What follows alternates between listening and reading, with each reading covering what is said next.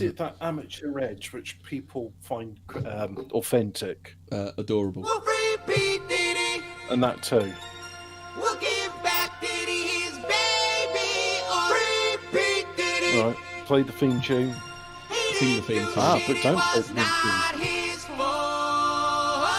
I love More accusations against rapper, producer, and world-class baby oil collector D. Puffy World-class Combs. baby oil. The allegations made against me is exactly what they said about Martin Yeah. Luther King Boulevard, nigga. sure. Framed by the police for being the wrong race. Thrown into jail and told. Did you hear this thing? I don't know if it's true or not, but you're saying it's not Then baby they oil, raided it's this Snoop Dogg. drug, GHB. Yeah. Drake and Wesley I've seen Snipes. You'll And I spend can your remember people saying holiday that GHB's a bit here rich. eating bagel Then I was bites. looking into But how it there's works, and it's nothing like, well, this just sounds like alcohol, but with extra We steps. loved it before. Oh, that's it. Don't you Hold on, let me just stop the TV. You're just like Diddy. We're all Oh, just like we Big are Dun all Diddy. we are all a little bit like Diddy, aren't we? Well, apart from the baby oil collection and the bumming people. No, we're Is not it- like is Diddy, it are we? baby oil? Well, I've never worn a white suit and had a freak-off party. Or had sex with Sergeant Al Powell from Die Hard. Ugh. Gross. Yeah, apparently, yeah. P Don Diddy Dingy Dong Diddy Yeah. Diddy Dum. Diddy dum diddy do. Diddy Dong Diddy. Do what diddy Diddy do dum what diddy. diddy dum diddy do. Do you remember that song? I don't want to do what Diddy done to Dummy Diddy Dee. I bet you sound like you've just had a stroke, and not the kind of stroke you'd have at a Diddy party. It's just having a stroke. Yeah. Diddy dog do. That's what I love about being British. You can be absolutely filthy and not really say anything that breaks YouTube's terms and conditions. What I like how suits you. It's just like, are you looking for a suit to wear? Yes. What one which gives you extra room where it's needed? Where's Fraser? Yes. Are we declaring him dead this week, or Would you like something for the weekend, sir?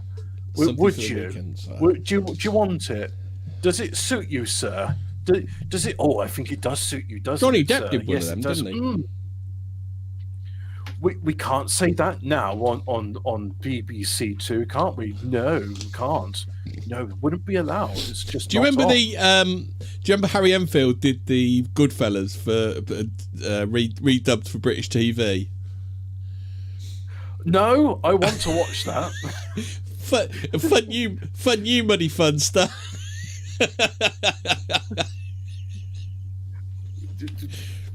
Fun you money fun Yeah. You calling me a melon farmer? Are you calling me melon farmer? Right, I see. My favourite. This is I don't know who has seen this, but the best ever cut of RoboCop was the one on ITV because it was fucking hilarious because they redubbed all the swearing like they always do. I thought I was being Mandela'd, but it wasn't. I was watching Demolition Man on ITV, and they redubbed the lines where they're talking about going to Taco Bell, except they're saying Pizza Hut, and you can tell clearly that Sandra Bullock and what's his name, Sylvester Stallone, they were just in like some studio re-recording these lines and really thumbing it in. And, I was listening to it. Now, you see, at the time, my mate was busy smoking crack, so occasionally you come in, I was just like, am I right in thinking this? They didn't say Pizza Hut to begin with. It wasn't Pizza Hut. It was Taco Bell.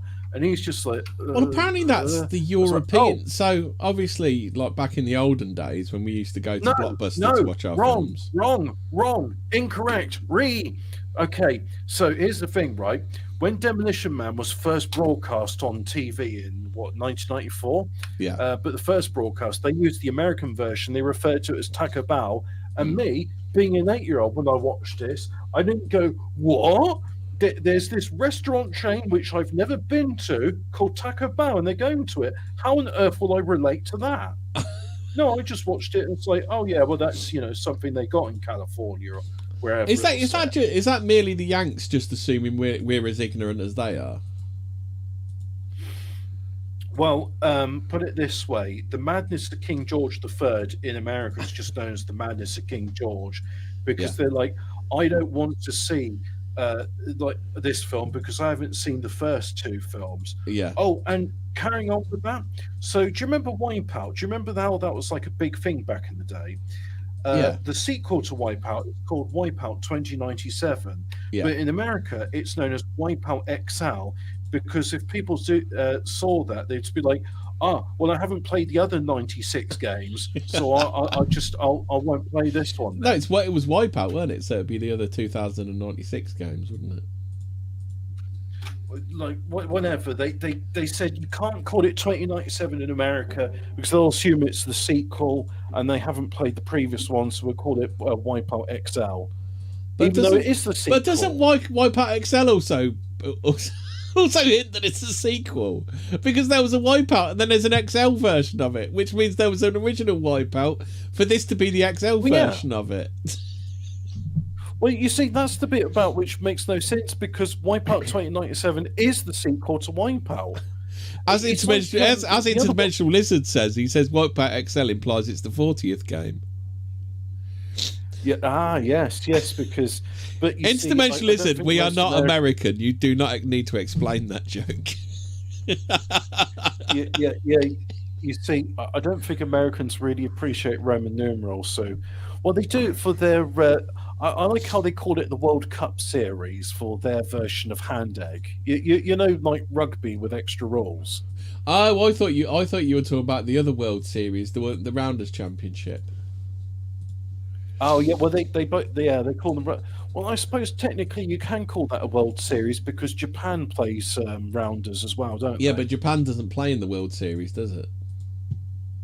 Well, what's the fucking point of a World Series? Oh, you know the other one which really gets because they're the only people that play that... Rounders. Like everyone else plays Rounders, on a Friday as a DOS when the teacher can't be bothered to do a lesson plan. Yeah, and it's just like, oh, great, we get to do Rounders instead of like proper PE. It's good fun. But no, my favourite was so in America, right, and Canada, they play ice hockey. And the league, which both Canada and North America participate in, is called the National Hockey League. And it's like, but there's two nations competing. Mexico doesn't compete in ice hockey, so it's just Canada and America, but they called it the National Hockey League. And it's like, but you're two separate. I know for a fact you're two separate countries because you've got two different flags. And two different prime ministers. Two very different prime ministers. Is Captain Blackface, is he still the Prime Minister of that country? Yeah, he's still the Prime Minister. I believe in Canada, you're Prime Minister for 20 years. Whether you want to be or not. Yeah, and whether like the other people want you to be or not, because apparently there was multiple votes of no confidence against the previous Prime Minister, Stephen Harper. But then the governor of Canada, who's like the Queen's direct representative, said, I'm just going to veto these votes of no confidence. So Stephen Harper was Prime Minister of Canada for like 20 years. I've got to say, Queen Elizabeth, some fantastic stewardship of both the country and all the territories that she gave away during her reign.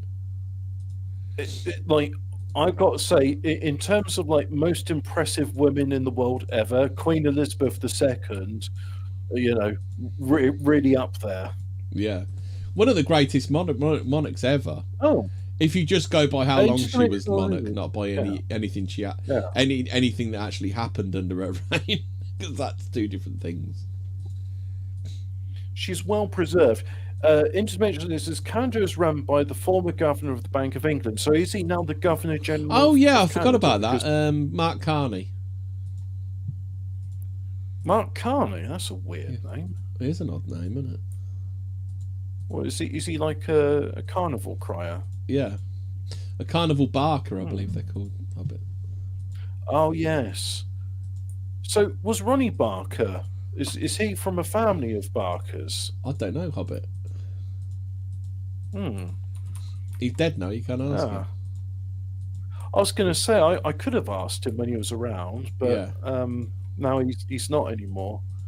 And my nan and my granddad aren't around anymore, so I can't ask them about it either. To be fair, he should have been in he should have been in the Lord of the Rings as like Tom Bombadil or something, shouldn't he? He would have been a very good Tom Bombadil. Do you know who else? It's a shame. Like, look, I know, like, it's some people say, "Oh, well, it would detract from the seriousness of it." I think it's a shame that Spike Milligan wasn't in Lord of the Rings. Was he alive at the time? I don't think he was. He? No, that's the problem. It was filmed in the late 90s, so he might have just been just about. Yeah, but not really. Oh, let's have a look at Spike Milligan, because I'm not sure when he died. I think it was early 2000s. Let's have a look. 2002. Yeah. Spot on. Oh, yeah, so he could have been in it. Maybe they could. Well, but then have you seen the racism have you seen the racism on the Wikipedia page? Terence Allen, Spike Milligan, was an Anglo-Irish comedian, writer, musician, poet, playwright, and actor. Terrible. He was the greatest Indian comic ever. I was just about to say, we all know him here as India's favourite comic because he's Indian. Yeah. And Joanna Lumley is India's sexiest woman. Yeah. And Cliff Richard is, he's Cliff Richard, but Indian. Yeah. And unfortunately, India also gave us Cliff Richard, so it's not all good from India. Some of it was all right. Oh, you know who my favourite comedic actor from Burma is? Who's that?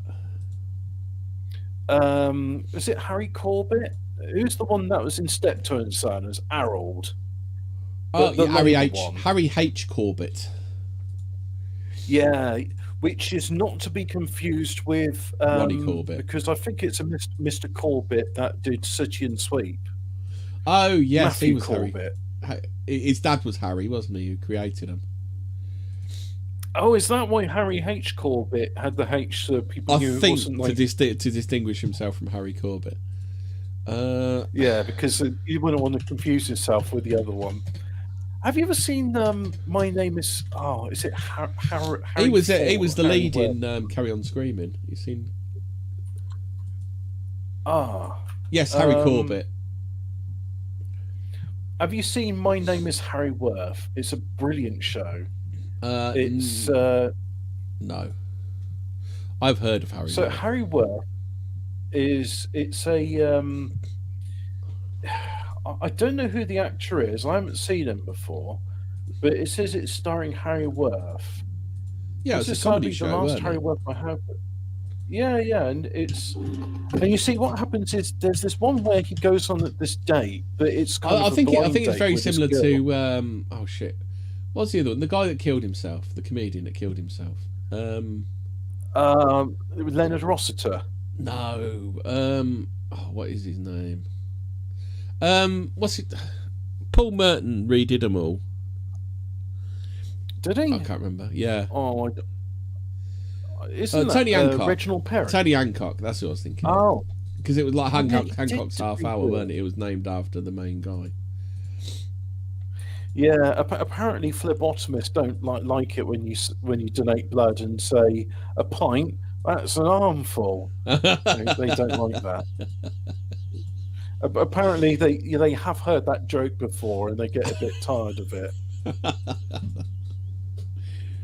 But you see, this Harry Worth, right? It's a brilliant sitcom. If you've never seen it before, it's on YouTube, and there's this one where. It's probably much like another one of your favourite comedies, Rona, where Rona Cameron stars in it, and it's kind of semi-autobiographical. So I imagine that's what Harry Worth's like. But funny. No, Harry Worth is funny. You see, now there's this episode, right, where the premise of the show is he misinterprets and misunderstands things in the most hilarious manner. And so he misunderstands his landlady, who says that her niece is coming to stay, and he thinks she's a very little girl. So he's going to look after like a little girl, and said, "Well, I've got these tickets." So when she eventually comes in, the hilarious misunderstanding is actually no, she's in her early 20s, and he says, "Well, I have these tickets to go and see Sooty and Sweep," and she says, "Oh, I would like to come with you and see that." So they go on a date to see Sooty and Sweep and have a great time. It's brilliant. Oh, I really, really like it. It's great. It's great stuff. Yeah. Gotta say, that's Sue, sexy voice. She probably looks like a bag of spanners, but sexy voice. What the scold that's always having a go against Sweep? Yeah. That's Sue. Yeah. She sounds like every single primary school teacher I've ever dealt with. She is the archetypal scold, the sort of woman where her voice makes my blood run cold. When I hear it, I just go like, I know I'm in trouble and I haven't even done anything wrong. Fucking hate it. And that's the other thing as well. Like, Sue's always having a go against Sweep. Sweep's just, a charming, whimsical creature of whimsy. And Sue's just like fun policing him constantly. It's just like, oh, Sweep, you better not be having fun singing. Yeah, there's literally like an episode, right, where Sweep, he's singing opera, and Sue really doesn't like it, and she's getting more and more angry, like the more he sings. Oh, Harry's wife Marjorie used to do the voice of Sue. And it's spelled S-O-O, by the way. So Sue, right? She's just getting more and more angry because here it is, like Sweep, like being happy. It's just like, how dare someone be happy in my presence, especially Sweep, you absolute fucker. And then she like towels on Sooty and says, Sooty, can you deal with Sweep? He's being happy. Yeah, and then Sooty he's being boisterous. Yeah, and then Sooty, being the miserable sadist that he is, squirts him with his water gun or so. I forget what it was, but I was just watching it. Do you want to see a picture of what the woman who plays Sue actually looks like? No, because I don't need to see a scold, do I? It's just a typical nagging cunt. I don't care to see fucking Sue in real life. Yeah, she looks like a nag.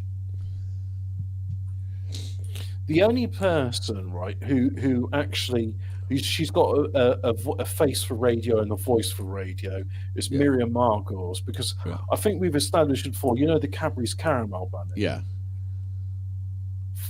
How can that voice come out of her? I don't know, and I wish I'd never seen it, but just in case you didn't know, Hobbit, Sue is a panda. Right. So here's the other thing that really annoys me about. Yeah. How is it, right? The voice of the Cadbury's Caramel Bunny is also Nursey and Blackadder II. Yeah. No, that's not Miriam Margolyes. No, that's someone else. It is Miriam Margolyes. It's not. What, you're telling me Nursey is not Miriam Margolyes? No. So if I look this up now, I'm going to find that these are two. Right. Let me have a look at. Let me have a look at this. This. Right. So, Blackadder, Nursey. Right. Because it's Patsy Byrne. Yeah. Oh, right. But Patricia and how do you pronounce this name? TH. Yeah, alphabet cat. Patsy Byrne plays Nursey Hobbit. How do you pronounce this name, right? THIR. So that's what, fear? And then Interdimensional Lizard says you recommended this show before Hobbit. I saw a bit on YouTube, not bad. And Alphabet Cat always says read the chat, Hobbit. I will read the chat. I will. It's just I'm getting into this Patsy Byrne and how to pronounce her name, right? So what I'm going to do is I'm going to copy her name into the chat. And then I'm going to post it. What do you mean the upload's not made this video available in your country? Fuck you. I'll just change my location then. Patricia and Firuza Byrne. Yeah. Firuza? Firuza? Or maybe it's Firuza. That's Firuza. Maybe her name. there's that actress called, is it Feruza Balk? It's not that name, like Pfizer, but with a TH instead of a PF. Could well be. Thurza. Yeah. Oh no, you pronounce your F's a TH as an F, Hobbit, so I thought it said Feruza.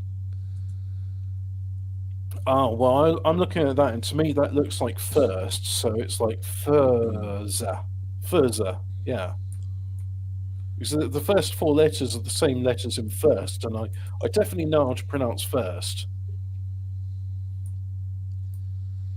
Brenda Longman continued to play.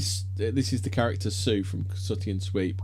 Continued to play the character away from the TV series, and in 2002 she did some McDonald's Happy Meal adverts as Sue. And then Alphabet Cat. It does look like a variation of Teresa. No, you mentioned. Then she appeared on The Weakest Link in 2007 as Sue. Wait, are you telling me Tessa is a variation on Teresa? Oh, okay, fair enough. So Sue, along with Sooty and Sweep, appear in the Goodies episode, The Goodies Rule. Okay. Is Miriam Margolyes the one who's the Puritan aunt of Blackadder? Do you remember the Puritan aunt one? Yeah, I remember that. Yeah. He wants to inherit some money. Does he want to borrow some money or inherit some money from him or something? But also, he's agreed to have a drinking competition with Lord Melchett. Yeah. So he's hosting 2 dinner parties at the same time. Is that the one where Baldric cups a dart to the testicles? I don't know if that happens, but there's this bit where Blackadder, Melchett finds out his ruse, where in fact his very special, very potent drink is anything but. So he gets him to drink some wine, and then he gets drunk, and then he's drunk and he's being like honest to his aunt, and his aunt's just like she's having a proper good time. So she's just like, "Oh, I like this parsnip. It looks like a cock." Oh yeah, Alphabet Cat says, yeah, she plays that. He gets drunk in that story. Yeah, that's the one. Yeah. Yeah. Oh, this sounds. Oh, and then he sings about a goblin. Cock. Oh, and then he sings about a goblin. Do you remember that? Alphabet Cat said. I haven't watched those in years. I used to watch them like religiously when I was a kid. I've watched them all like hundreds of times, but I don't actually remember them anymore. But I think because I overwatched it back then, I've gone back to it since. I really like Blackadder the First because in that one, well, 2 reasons I like Blackadder the First. One of the reasons is because it's a piss take of I Claudius, or as Harry Enfield would say, I Claudevis. One Claudevis. And the second reason is because Blackadder, what's his name? You know, Gordon's alive. Brian Blessed is in it. And just the contempt he has for Rowan Atkinson every time he sees is like, Edmund, why are you here? I don't know. I quite like. I just think the second series, where is it kind of they established the character of Blackadder as we know him today. Well, the second series is brilliant because Rick Mail's in it, and therefore it's good. Because let's face it, it's an all right show, but it's not that funny without him. Do you remember when they were just like, "Hey, Baldric, do you want to do this show that's not as funny for children called Maid Marian?" And he's like, "Yeah, I like money," so he did it. Do you remember when Tony Robinson gets really narked when people call him Baldric because he's a fucking miserable lefty cunt? It's like, hey, you know that thing you're famous for? Can I call you Baldric? You know what? There's this guy, right? John Dunsworth. Well, he's dead now, but there was this guy called John Dunsworth, and he played Mr. Leahy in Trailer Park Boys.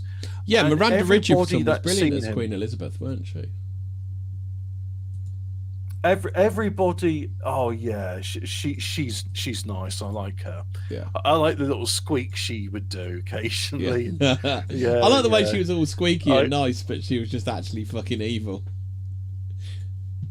Well, there's that bit. It's like, oh, and Blackadder, if you don't come back and give me stuff within 2 weeks, I'll have you executed. Squeak, squeak, squeak. Yeah. Yeah, it was a good show. Yeah, but no, I oh, what was there's something about, was it Maid Marian and Her Merry John Men, for Dunsworth. some reason, with that geezer that played Cat in Red Dwarf for no real reason. Oh, Ian was watching me playing Unreal Tournament the other day, and he really liked the music I was playing. He says, I like the that's got a good beat in it, the wigwam ting. Yeah. I don't know what song he's referring to. I was listening to a mix, but he enjoyed it. He had a good time. He said, "Hey, more of this, please." He did the old you know, Mary Whitehall's experience thing, did he? Hey, what's this? I don't know, but it's got a good beat. Do you remember that? Hugh Dennis used to do that. Yeah. Oh, I don't know that. No, yeah. But yeah. Ian enjoyed it. He had a good time on when I was doing my stream. You know, playing computer games. He says he often tells me. She says, "Hobbit, I really like it when you play computer games. There's nothing much to do at work today, so I'm just watching you playing and really enjoying it. Keep up the good work." And I say, "Thanks, Ian, I appreciate it." And I said, "You don't have to donate, but it's greatly appreciated." And he never does. Yeah. He never super chats. All this content for free. All this content. We made him the superstar he is today as well. Well, do bear in mind, like, you know, we're not even shilling chairs and microphones for racists anymore. As a wise man once said about someone who we can't mention, I made him disrespectful fat cunt.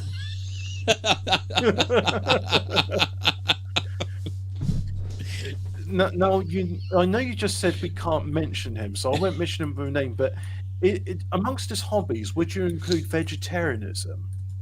No. Oh, it's not that guy. No, he's a seafood man. Seafood and eat it. Ah, yes. Is he the one which we all had to like give like a moment's silence for because Capstan really liked him, even though he's getting no, it's the wrong person again. We're talking a certain person with problematic views. Well, that narrows it down to that like landed him. That landed him with a nice visit at Her Majesty's pleasure. Oh, the one who Crackhead Dave told me about today. No, the one who we never, who if the police are listening, we never ever did any podcast with whatsoever. That one. Oh God, him! Yes, no. Him.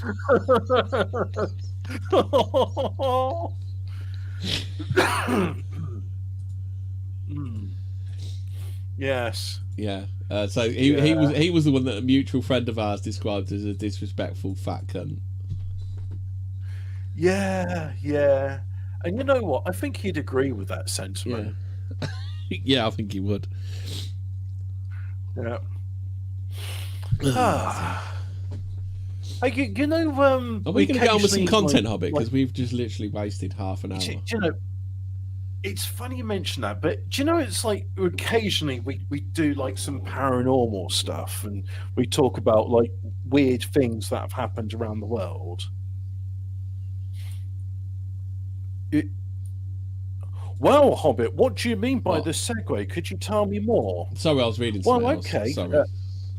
Yeah, it's like, well, okay, I will tell you more. You see, the reason I mentioned like about weird stuff that happens around the world is I saw this thing the other day, and let me just read it out, right?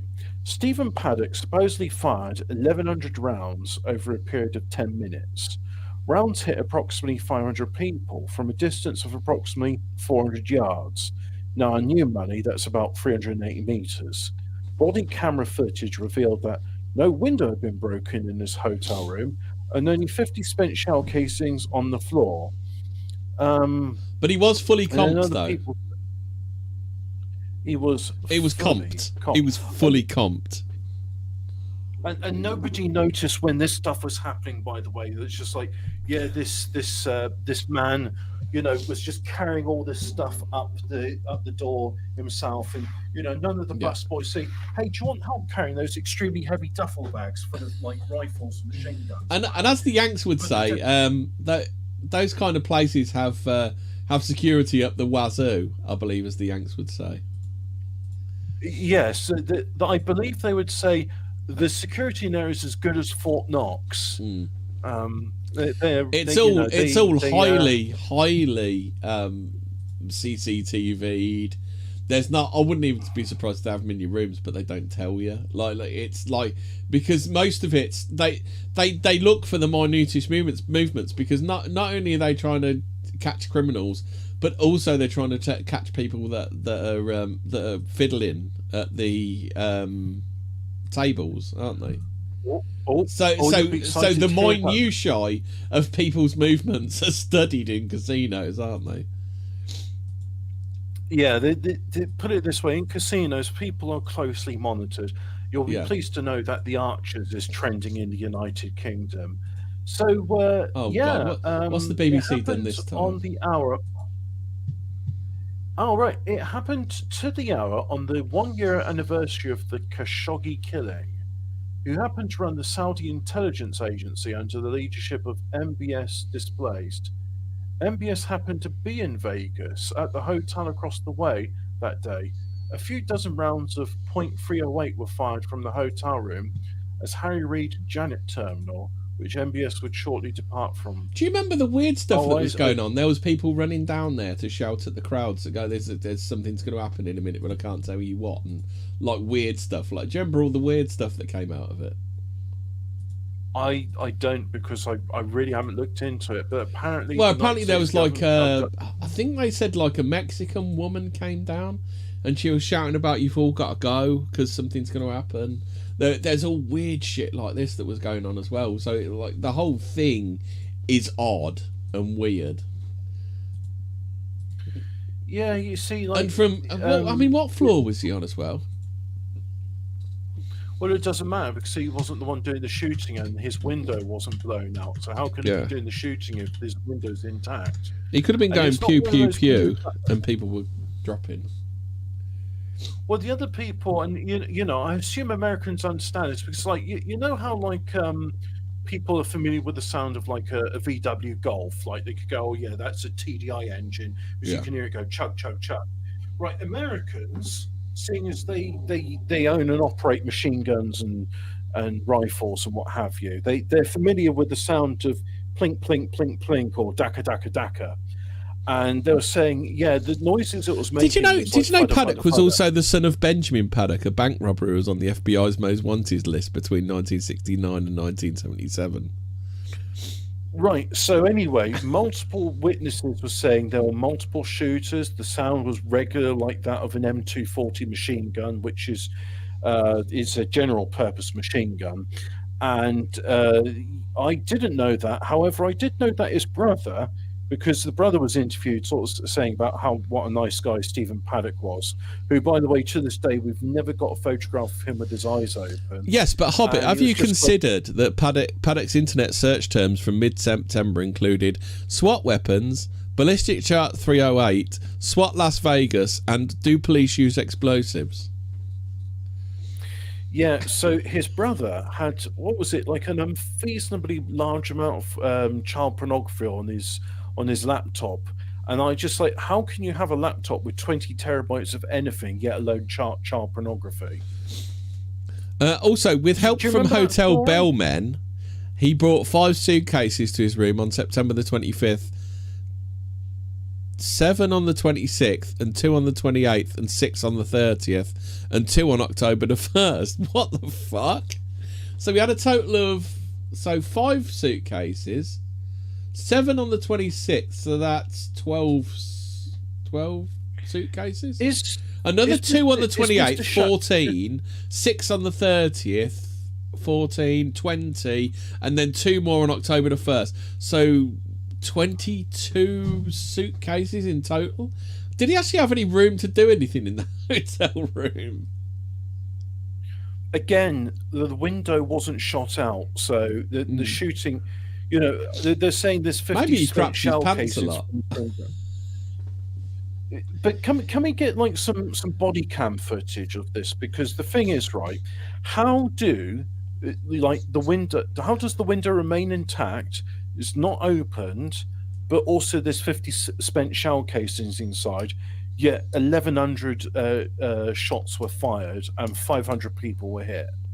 Is this like, you know, when Jesus did the feeding of the 5,000, where he got 5 loaves of bread and 2 fish, and everybody had enough food for everybody? Did he do that with bullets, where like 50 bullets was enough to kill 500 people? During the subsequent investigation, the ATF found in his hotel room, along with more guns found in his homes, had been legally purchased in Nevada, California, Texas and Utah. In the month preceding the shooting, he had attempted to purchase tracer ammunition, but the gun dealer he approached did not have the item in stock. He bought tracer ammunition from a private seller at a gun show in Phoenix, Arizona. Oh, they've got a massive hard-on for those gun shows, haven't they? In addition, ammonium nitrate, often used in improvised explosive devices, was found in the trunk of his Hyundai Tucson SUV, along with 1,600 rounds of ammunition. This was in his SUV, and 50 pounds of tannerite, a binary explosive used to make explosive targets for gun ranges. No, I believe in America they call an SUV the SUV.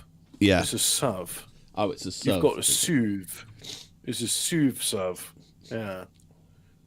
They're very keen that people pronounce it correctly. That you have to say it correctly, otherwise the Americans get upset. But anyway, look, I don't understand anything about the Stephen Paddock thing. Here's somebody saying an understandable action too in regards to the United States government covering this up because it was a failed op. And remarkably well done. 8 years later, and we barely have anything solid out of it. I'm still working on my theory, but there's definitely an angle connecting Paddock to PatCon. No idea what PatCon is. In addition to shooting concert bombing, goers, Eric Holder, how Paddock got wrapped up in Saudi internal conflicts in the first place remains to be seen. Perhaps Adnan Khashoggi. Now, is Adnan Khashoggi the guy who got chainsawed up in the Saudi embassy in Turkey? Yes. Is that the Mr. Oh, so that's how I know the name Khashoggi. Well, yeah, I don't know his first name, but you got to assume there ain't that many Khashoggis about, is there? I assume that's the Khashoggi that they're talking about, right? But now here's the thing, right? I want to know what is so this Adnan Khashoggi, like a year later, the Stephen Paddock thing happens. What's up with that? So in addition to shooting at the concert goers, Paddock fired 8 bullets at a large jet fuel tank at McCarran International Airport, 2,000 feet away, 600 metres. That's like a expert level. That's a decent snipe, isn't it? 600 metres. Well, 600 metres away is quite far. I mean, I know how far 100 metres is, and yeah.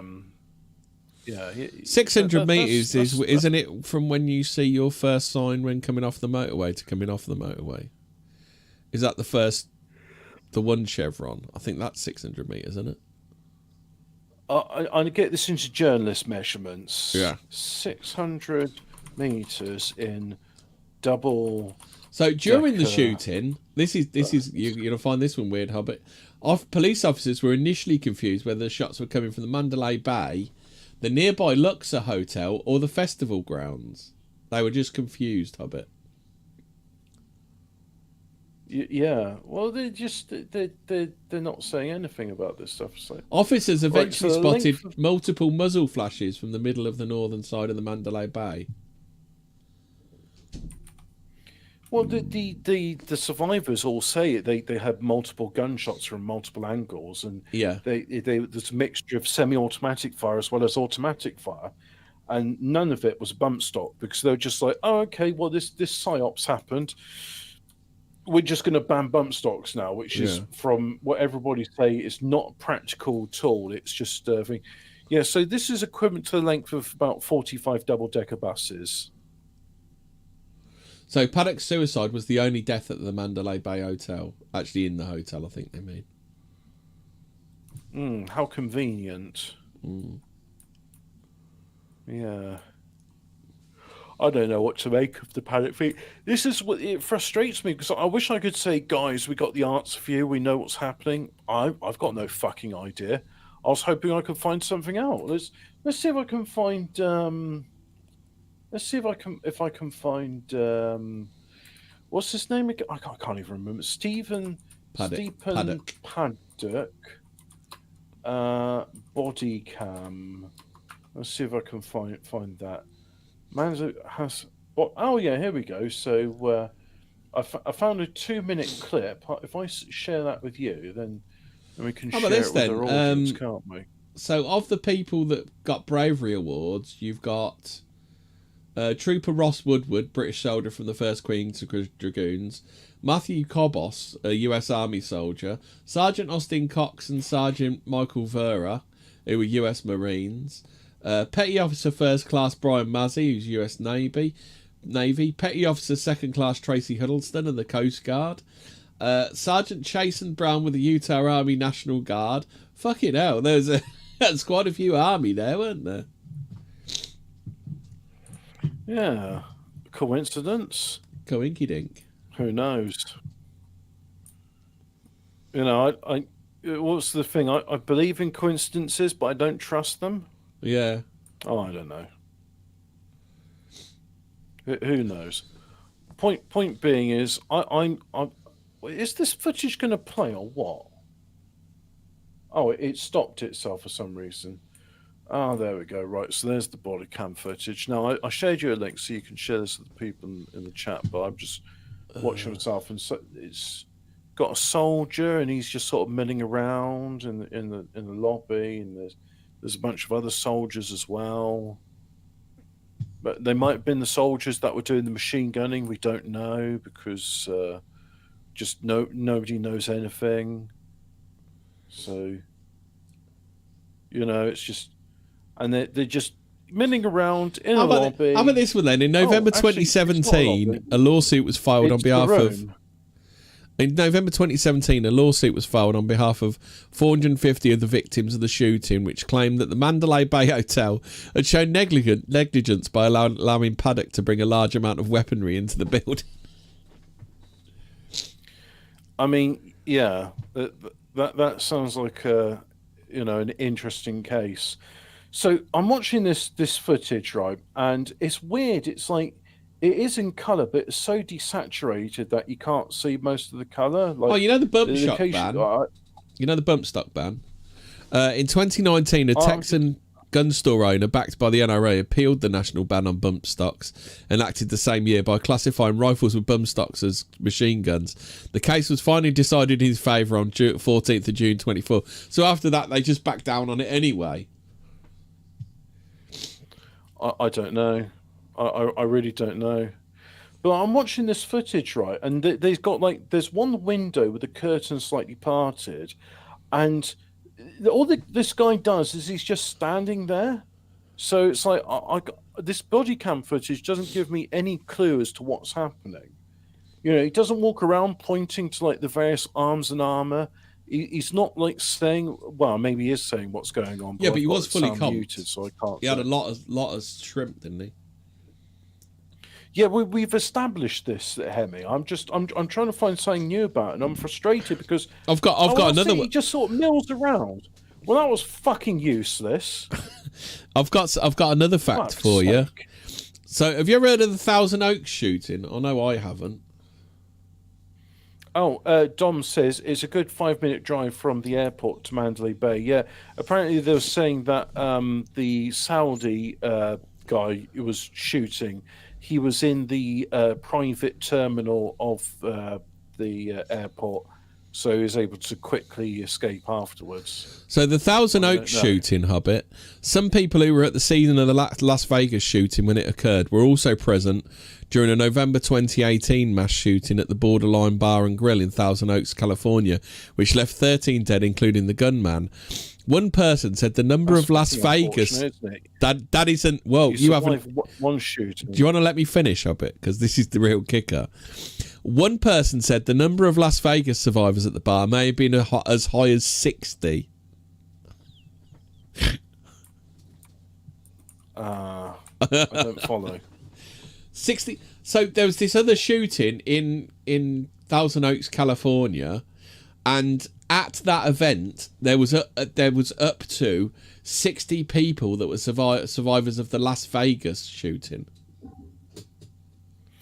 I mean, that's fucking unfortunate, isn't it? You survive weird, one shooting, and it's you all end up here.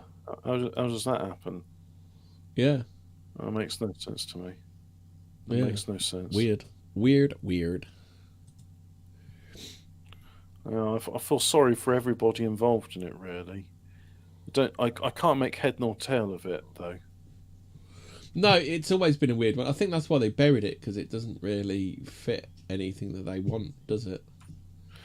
Well, it's why to this day I still haven't looked at the Dunblane massacre, because all I know is from that the guy was working with Sir Jimmy Savile, and he massacred these children, and then the court says, or to protect the families, because it would be too upsetting to release the information, we're going to keep it under lock and key for 99 years. And it's like, that's not suspicious in the fucking slightest.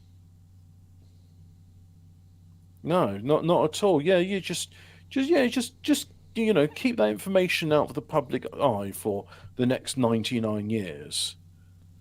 So, for those not aware, the Dunblane massacre led to the banning of firearms.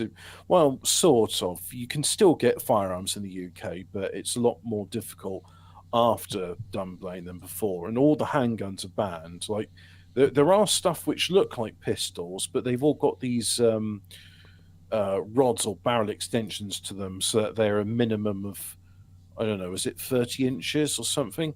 They sort of make them so that they can't be easily concealed, and if you saw those bits off, then you've got an unlicensed handgun, and that's I think 10 years in prison or something. Firearms offences in the UK will, unlike other things, will land you in a big prison sentence. So you can rape and acid attack someone, but just don't have a firearm whilst you're doing it. And that's the official advice from Sir Sadiq Khan. Right, speaking of shootings, there's been a shooting recently in the US, hasn't there? 2 National Guard troops got shot, didn't they? Funny enough, it turns out now that Mr. I can't remember his fucking name, but it turns out he's an Afghan migrant that just happened to work with the CIA at some point, because we noticed that the CIA. Do you remember? I remember the War of Terror. They used to do this thing. They would say, well, we got to fight them over there, so we don't have to fight them here. It's like, yeah, but now they live here and they're killing us. Yeah. And you brought them over. Like, the people that brought them over have names and addresses, as somebody from Ireland used to say. which I strongly disavow such a statement. Disagree with. But I have, even though I've just disavowed the statement, I have heard it mentioned before. I mean, it's a strange statement to make, but at the same time, it's kind of strange. Like, yeah, we fight them over there, so we don't fight them here. It's like, now we're going to import them over here now. Yeah. Oh, speaking of which, right? So, this thing of like fighting them over here, so you don't have to fight them here. No, we fight them over there, so now we can fight them here. Yeah, so apparently 20 or so years ago in Somalia, there were some starving Somalians. So the US were like, oh, we should give them some food aid. And then the Somalians went, we should murder you and then cannibalize your bodies, because that's what food aid means. And then they had a bit of a shootout and shot a bunch of Somalis. And then they felt bad about it for some reason. It's just like, well, you know what? Those Somalis were really peaceful. When we tried to help them, they, ended up like skinning us alive and boiling us in pots. Why don't we just import them all into Minnesota so that they can do the same over there? Yeah, and then they just like do all these scams to like get government money to go to Somalia.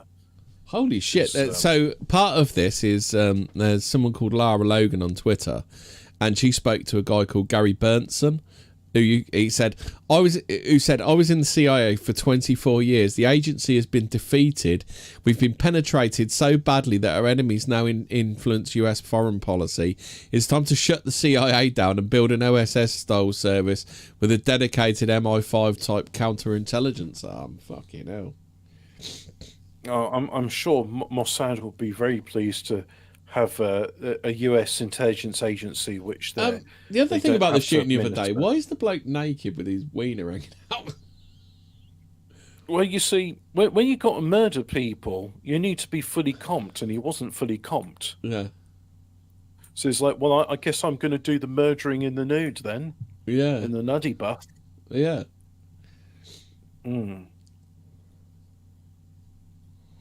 Yeah. Right. Is there anything else you want to talk about while we're talking about the CIA? Well, we did that Iran-Contra thing, didn't we? Where the CIA was like, hey, can you stop funding coups in South America? Can you stop funding the Dalai Lama at 180 grand a year? 180 grand a year to act like a fucking knobhead. Yeah, suck kids' tongues. Yeah, he likes doing that, doesn't he? Yeah, do you remember that time he did that? I try to forget it, really, honestly, to be fair. I don't like noncy priests from other parts of the world doing noncy things. But there was this time when the CIA was said, like, yeah, can you stop fomenting unrest in South America? Because whenever that happens, we end up with, like, immigrants coming over here claiming asylum. And so the CIA went like, oh, we understand, wink, wink.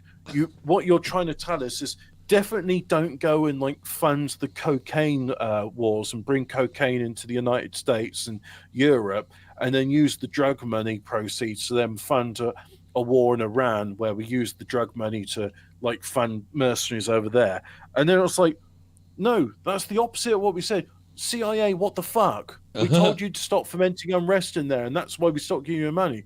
Well, we thought that meant, like, we were supposed to, like, you know, run the drug trade and then ruin people's lives in the United States and America and then use that money to, like, fund mercenaries in Iran because the Mossad says that Iran are meanies. Have you ever heard of the gateway process where the CIA reckon that you can get superhero powers?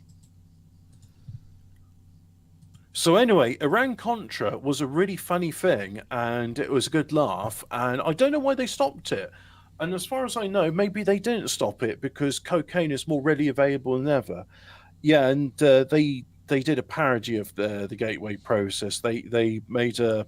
Well, you know how they do that sort of official disclaimer thing? Where like... You know how, like, the Stargate program is real, and they made a documentary about it called Stargate SG-1. So they made a documentary about their psychic powers called The Men Who Stare at Goats. Yeah. And then it was just like, we never... Oh, well, that's probably why I didn't watch it, because I don't like George Clooney. But anyway, it was this really stupid film, and then whenever you mentioned psychic powers, or if people would talk about psychic powers, they'd just be like, oh, what you mean, like in that film, The Men Who Stare at Goats? That's just a film, bro. So the gateway process. Anymore, do you know what do you know what the gateway process is? No, tell us. You know, so it's a training technique that uses sound frequencies to stimulate the brain to achieve higher levels of consciousness. All right. Okay. The files, written by Lieutenant Colonel Wayne McDonnell, read like a masterclass in the esoteric. The universe is a holographic projection, alternate dimensions, and travelling across space and time. Yeah. Where is it? I'm just trying to skim this because it's a bit from Elle magazine, of all places. Oh, well, yeah. That's the other thing. Like, They put these like weird things where they reveal the truth, but they do it in the most obscure publications, like Cosmopolitan talking about the aliens in Antarctica. Yeah. Or Elle magazine talking about, here's how to do psychic powers to activate telekinesis, and here's a technique used by the US Navy SEALs where you can simply will yourself to stop bleeding. So what are the... If you... So what are the mechanics behind meeting God? The foundation of Monroe's process involves synchronizing the brain's left and right hemispheres. Go on then, what's that a bit? I was just saying Monroe. Referred to as the hemi-sync state. When specific varying tones, also referred to as binaural beats. Binaural beats, isn't that like a musical genre? Oh, it's this thing where you wear headphones and then it's like subliminal programming through binaural beats. And, yeah. Are listened to through headphones. Both brain hemispheres begin to equalise their level of frequency. A deep state of calm follows, and that's when the portal opens, so to speak. In this state, the report tells us it's possible to escape the restrictions of time and space and tap into the intuitive knowledge of the universe.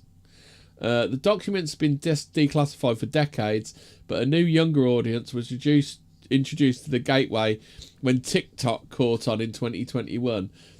That same year, Vice dissected the CIA's report, leading to new curiosity about the process and the Monroe Institute. Monroe? What's that from? I have no idea, but I heard it on something. So but I'm that's just the gonna short. say it. But that's the short thing anyway. What the gateway process is. More like the gateway process. Am I right? Yeah. I don't know. Yeah. What? Don't agree with me. Yeah. No. Like the CIA. Have you ever seen that weird thing about mirrors? You know, if you put a piece of paper up against the mirror, you can still see the reflection of what's behind it. You know, when you shouldn't. It's perspective, isn't it? Is it perspective in it? Yeah, it's perspective, and it's a bit weird, but yeah. So anyway, the CIA basically wrote manuals on the CIA wrote manuals on magic and how to do it. Yeah, and that's just like, oh yeah, you know.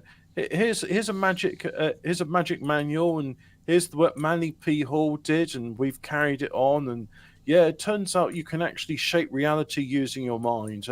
Anyway, we need all this drug money so that we can fund wars in South America, because now we're going to have a war against Venezuela again for some reason. Because why is America having a war with Venezuela? Basically that they got too much spare money, according to most of the communists that I hear. Oh, is that it? It's just like, well, looks like you're doing a bit too well for yourself, Venezuela, so we're going to have a war with you now. Because it's not about drugs. I mean, if it was really about drugs, then the USA would be declaring war on Mexico and China. China. You know, China. China. Do you want to do China? I got a bit about Will-O the Wisp. We were going to talk about the Will-O the Wisps, aren't we? Yeah, Will-O the Wisp. Do you remember Mr. Will-O the Wisp, the cartoon voiced by Kenneth Williams? No, I don't. But it was funny because the villain was Evil Edna, who was a witch that was a TV. Interesting. Yes. Yeah. That is interesting. Yeah. I wonder what they were trying to say. Yeah. So Will-O the Wisp was like a ghosty type thing in it. And Evil Edna is there, and she's like crushing people's imagination with a television beam, and the boob tube will rot your mind. And you better not watch it, kids, or you'll get boob tubed, and you'll be all boobified with the boob tube, you know. So boob tube. The Will-O the Wisp manifesting as strange transient lights appearing over marshy ground. What's the folklore on Will-O the Wisp? They tried to ensnare people to get drowned in bogs or something, didn't they? That sounds a lot like the Kelpie. No, the Kelpie's a horse that drags you underwater. Yeah, but that also like tries to get people to go into the water. Yeah, I have no idea what Will-O the Wisp is. I really have no. It's like it's a ghost that exists in So should we start with some definitions then? Should we work out what a Will-O the Wisp is? So it's a that's probably a good start. the wisp, because it's like will of the wisp, isn't it? Is what it actually is. Will-o' the wisp. So will-o' the wisp. So in folklore, will-o' the wisp, or ignis fatuus, which is Latin for foolish flame. I was going to say that's not a Fata Morgana. Yeah, so we don't have Fata Morganas now. We have ignis fatuuses. It is an atmospheric ghost light seen by travellers at night, especially over bogs, swamps, or marshes. So I knew that would had something to do with that. The phenomenon known in the United Kingdom by a variety of names, including jack-o'-lantern, friar's lantern, and a hickey punk. No, sorry, a hinky punk, which is said to mislead and or guide travellers by resembling a flickering lamp or lantern. Equivalents of will-o'-the-wisps appear in European folklore by various names. Ignis fatuus in lantern, faux follet in French. Fou follet. How do you pronounce that then? Well, fou as in fire. Means praise. Is it like fire, a fall of fire? Is it a follet? A follet? I don't know what follet is, but Follet. Full follet. Erlicht or Erwish in Germany. Fuoco fatuo in Italy. When I type in full follet, it's like, do you mean The Fire Within, a 1963 tragedy film written and directed by Lewis Malley? No. Equivalents occur in traditions of cultures worldwide. The first thing that comes up is fou follet. It's like, oh yes, it's referring to spooky things seen in Louisiana swamps. Oh, okay then. So it's part of Cajun mythology. Oh, okay then. So they say it's French. They're called Naga fireballs on the Mekong in Thailand. North America, the phenomenon is known as the Paulding light. What, as in the name, he's Dave Paulson. In the upper peninsula of Michigan, the Spook Light in southwestern Missouri, and northeastern Oklahoma, and St. Louis Light in Saskatchewan. In Arab folklore, it is known as Abu Fanus. Oh, that's good. So I type in follet because I know what a fur is, but no follet in French. There's no translation in English. It's just follet is will of the wisp, and that's source for it pulled it out of my arse on Wikipedia then. In folklore, will-o'-the-wisps are typically attributed as ghost fairies or elemental spirits meant to reveal or conceal a path or direction. These wisps are portrayed as dancing or flowing in a static form until noticed or followed, in which case they visually fade or disappear. Modern science explains the light aspect as natural phenomena such as bioluminescence or chemiluminescence caused by the oxidation of phosphine, diosphane, and methane produced by organic decay. So you get them around bogs, swamps, that sort of thing. So that's why people think it's marsh gas that's been lit. So I'm reading the dictionary in French about it, and it's been way too. The term will-o'-the-wisp, you'll find this one amusing, Hobbit. The term will-o'-the-wisp comes from wisp, which is a bundle of sticks or paper, sometimes used as a torch, not the old bundle of sticks again. And the name will must thus meaning will of the torch. So that's will-o'-the-wisp. That's what it means. There's other derived terms. So you've got furfulet, you've got chevefulet. So you've got wispy hair, I imagine. Oh, maybe that's what it means. And there's something called polyfolette. What's polyfolette? The cushion composite de poly et folette. Yeah. Okay, thank you. That's really helpful. Yeah, a woman is a woman is a woman. Is that what it is? Yeah.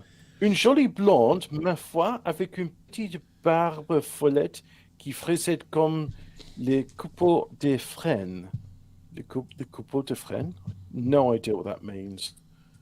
That's from 1873. So yeah, my 19th century French is not sufficient enough to translate. Oh, back to really 1 second. Alphabet Cat remembers will-o'-the-wisp.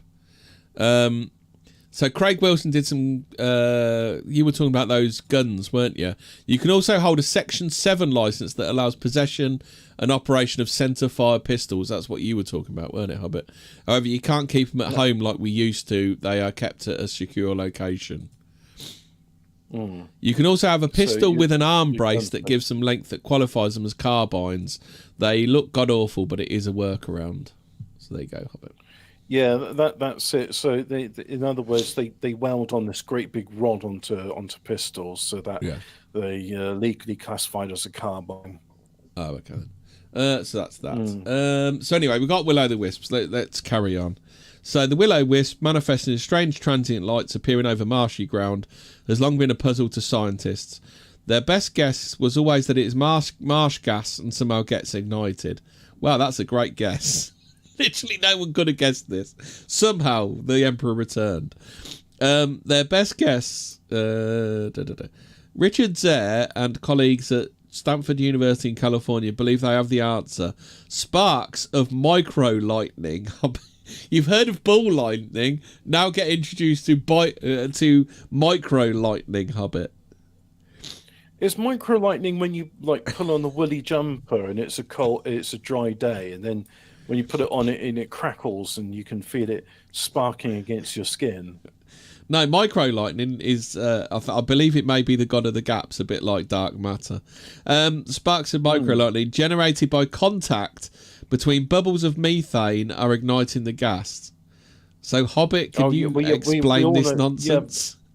Yeah, so you see, methane and water being two very sort of dry abrasive substances, when they rub against each other, it causes sparks. Everyone knows it causes sparks. That's like why you shouldn't fart in the bathtub, because when you do, there's always sparks and you can feel it zapping your skin, because bathtubs are made out of metal and conductive. So would you be saying this sounds like nonsense to you, Hobbit? I'm saying it sounds like a load of bollocks. I'm saying is it up there with shark science? I was going to say, oh, good, we're doing something that isn't a Fata Morgana, but it sounds like a Fata Morgana. It may look like a Fata Morgana and smell like and sound like a Fata Morgana, but it is a Fata Morgana. Look, it's just some swamp gas over Venus. It does remind me of the Marx Brothers. You know that one? Ciccolini may look like an idiot and sound like an idiot, but don't let that fool you. He really is an idiot. Yeah. Well, I was going to go with a slightly more politically incorrect version of that. It's just don't let 99.99% of them bring down the other 0.01%. Their laboratory demonstration looks plausible. That doesn't sound that's not a ringing endorsement, is it? Looks plausible, and is based on well-known but mysterious phenomenon. It's based on a well-known but mysterious phenomenon. Welcome to the weird world. Hang on. Surely, the very definition of mysterious and mystery is something that's not well known. That's why clues in the name. It's a mystery. It's not well known. Welcome to the weird world. Welcome to the world of triboelectricity, better known as contact or static electricity. Welcome to the weird world of oxymorons, where we say it's a well-known mystery. So what have I missed? Fresh frozen. Yeah, we're going into shark science connected to Will-O-the-Wisp. I know this is on par with Fata Morgana stuff. You were there for the Fata Morgana episode, weren't you, Fraser? Is it fresh frozen? Is it, Hobbit? Well, you always talk about it, Hobbit. So yeah. Oh, well, there was swamp gas over Venus, Fata Morgana. The ancient, was that the Hailstones episode? Yeah, but Hobbit, you may the ancient Greeks knew about this. The ancient Greeks knew that rubbing two objects together could create a mysterious force and even cause sparks to fly. Electron is the Greek word for amber, used after the 6th century BC philosopher scientist Thales of Miletus noticed that. No, come off it! Oh, fuck off! Noted that after being rubbed with a cloth, amber. Sure. Okay. After being rubbed with a cloth, amber attracted feathers. Hobbit, can you confirm or deny this scurrilous rumour? That guy No, wasn't it's real. true. The modern equivalent of it is where you rub some nylon or balloon, isn't it? Yeah, well, you can do it with Well, the nylon one I think is an even more dramatic thing. But if you rub a balloon on a woolly jumper, the static electricity can make it stick to a ceiling. And like when you was in like when you was in IT and you used to turn the monitor on and touch your mate. Yeah, that was always a laugh. Though kids these days with their flat screen TVs, they'll never get to experience the bang and the crackle of tasing your mate when your monitor comes on. Yeah. Good times with CRT monitors. Yeah, they'll never get to experience the joys of tasing somebody by holding on to a monitor as it turns on.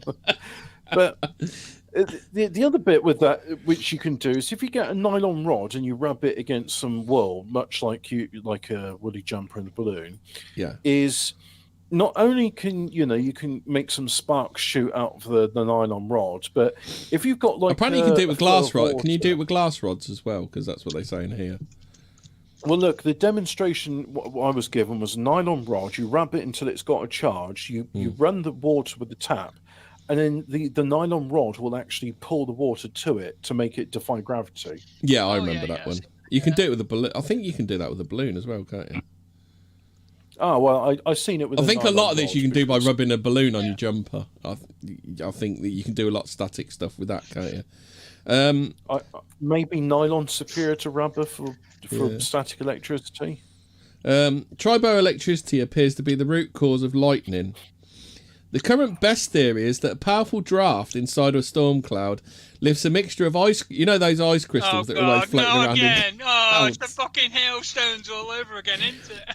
Oh no!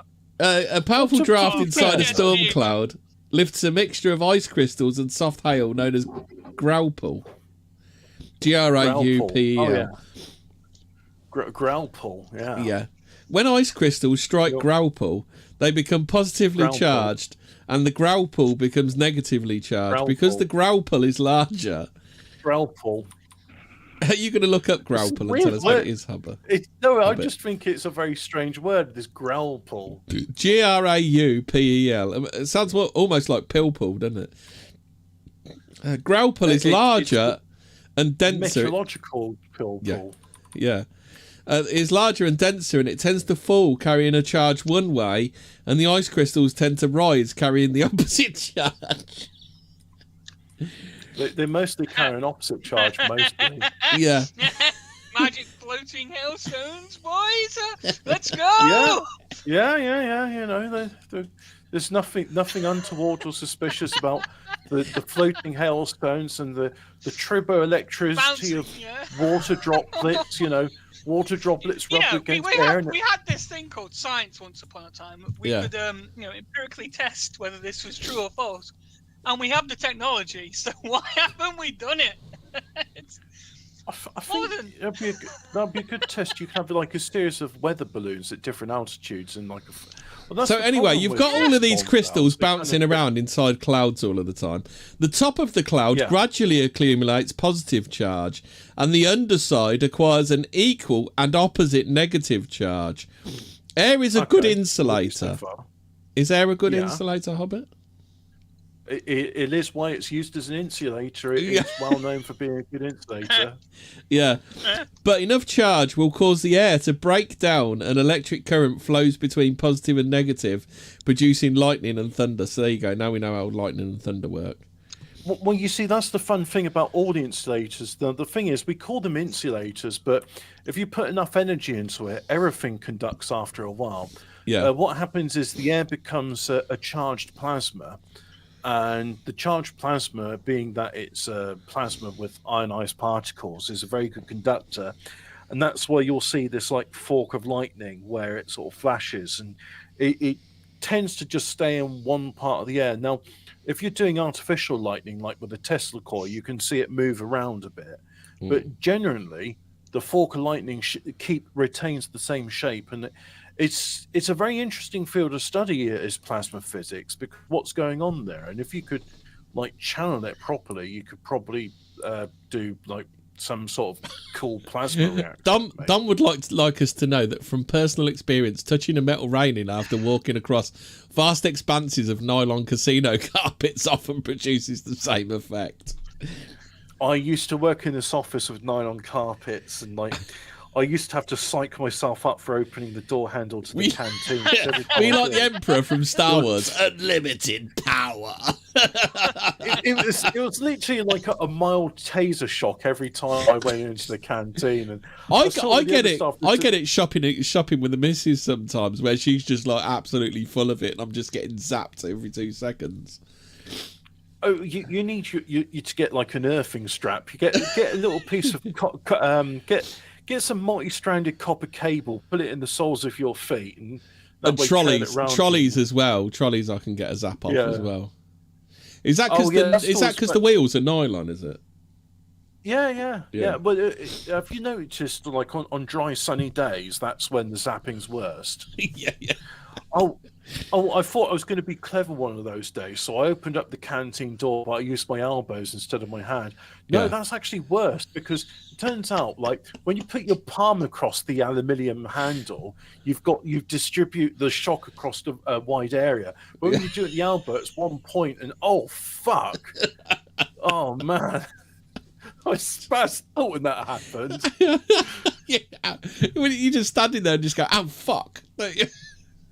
It was literally like, and everyone else thought it was really funny. It was like, the new kid's like sensitive to static electricity. It's like, well, did you not hear the zap of lightning as I touched the door handle? It was like an audible pop. I've been zapped. I've been tased by the dog before as well. Oh, that's nice. Yeah. What did the dog say? No, he wasn't even bothered because he got rid of it into me, hadn't he? Oh, bastard! Similar effect is responsible. My mate's dog, right? He used to be asleep, and his farts were so bad and loud. Oh, no. When he was asleep, he'd fart in his sleep, and it would wake him up and go. Woo! And he'd look around. It's like, who did that? It's like, you did, you dickhead.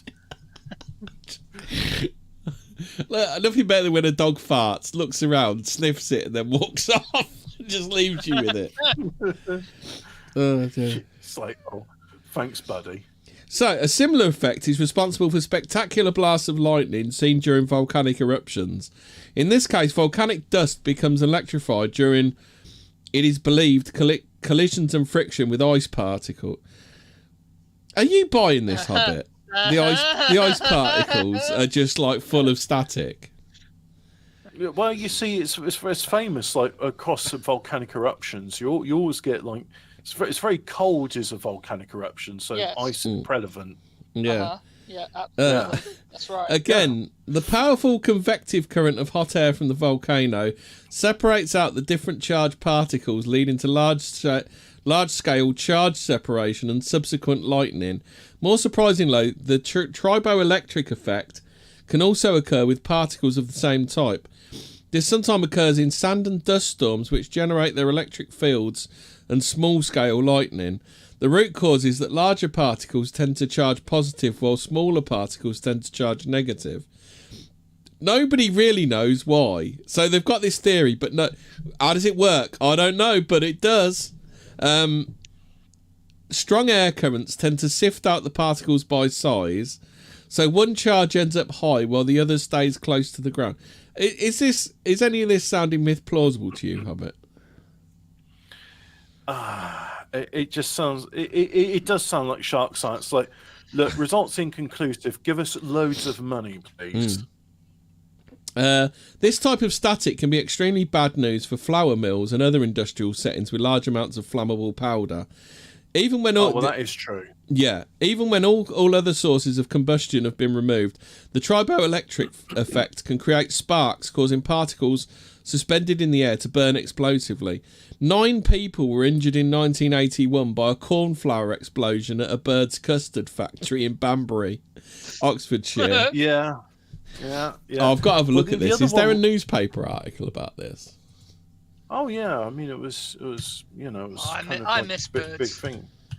But the other thing about that, which I think's interesting and worth mentioning, is you know when they transport rail cars of coal, they spray it with water. Yeah. And the reason they do that is because as the coal gets jostled around when it's movement, that can sometimes be enough to make it combust. Spark, yeah. Oh, my other favourite one is pistachios. Like when you carry pistachios in a certain number, they need to have an ADR certificate because they spontaneously combust. And there's also the wildfires in California. Some Bright Spark decided to import a load of eucalyptus trees, didn't they? And yeah. And they're basically landmines when they get hot because they're full of. Is it the sap or is it just they have like an oil within them?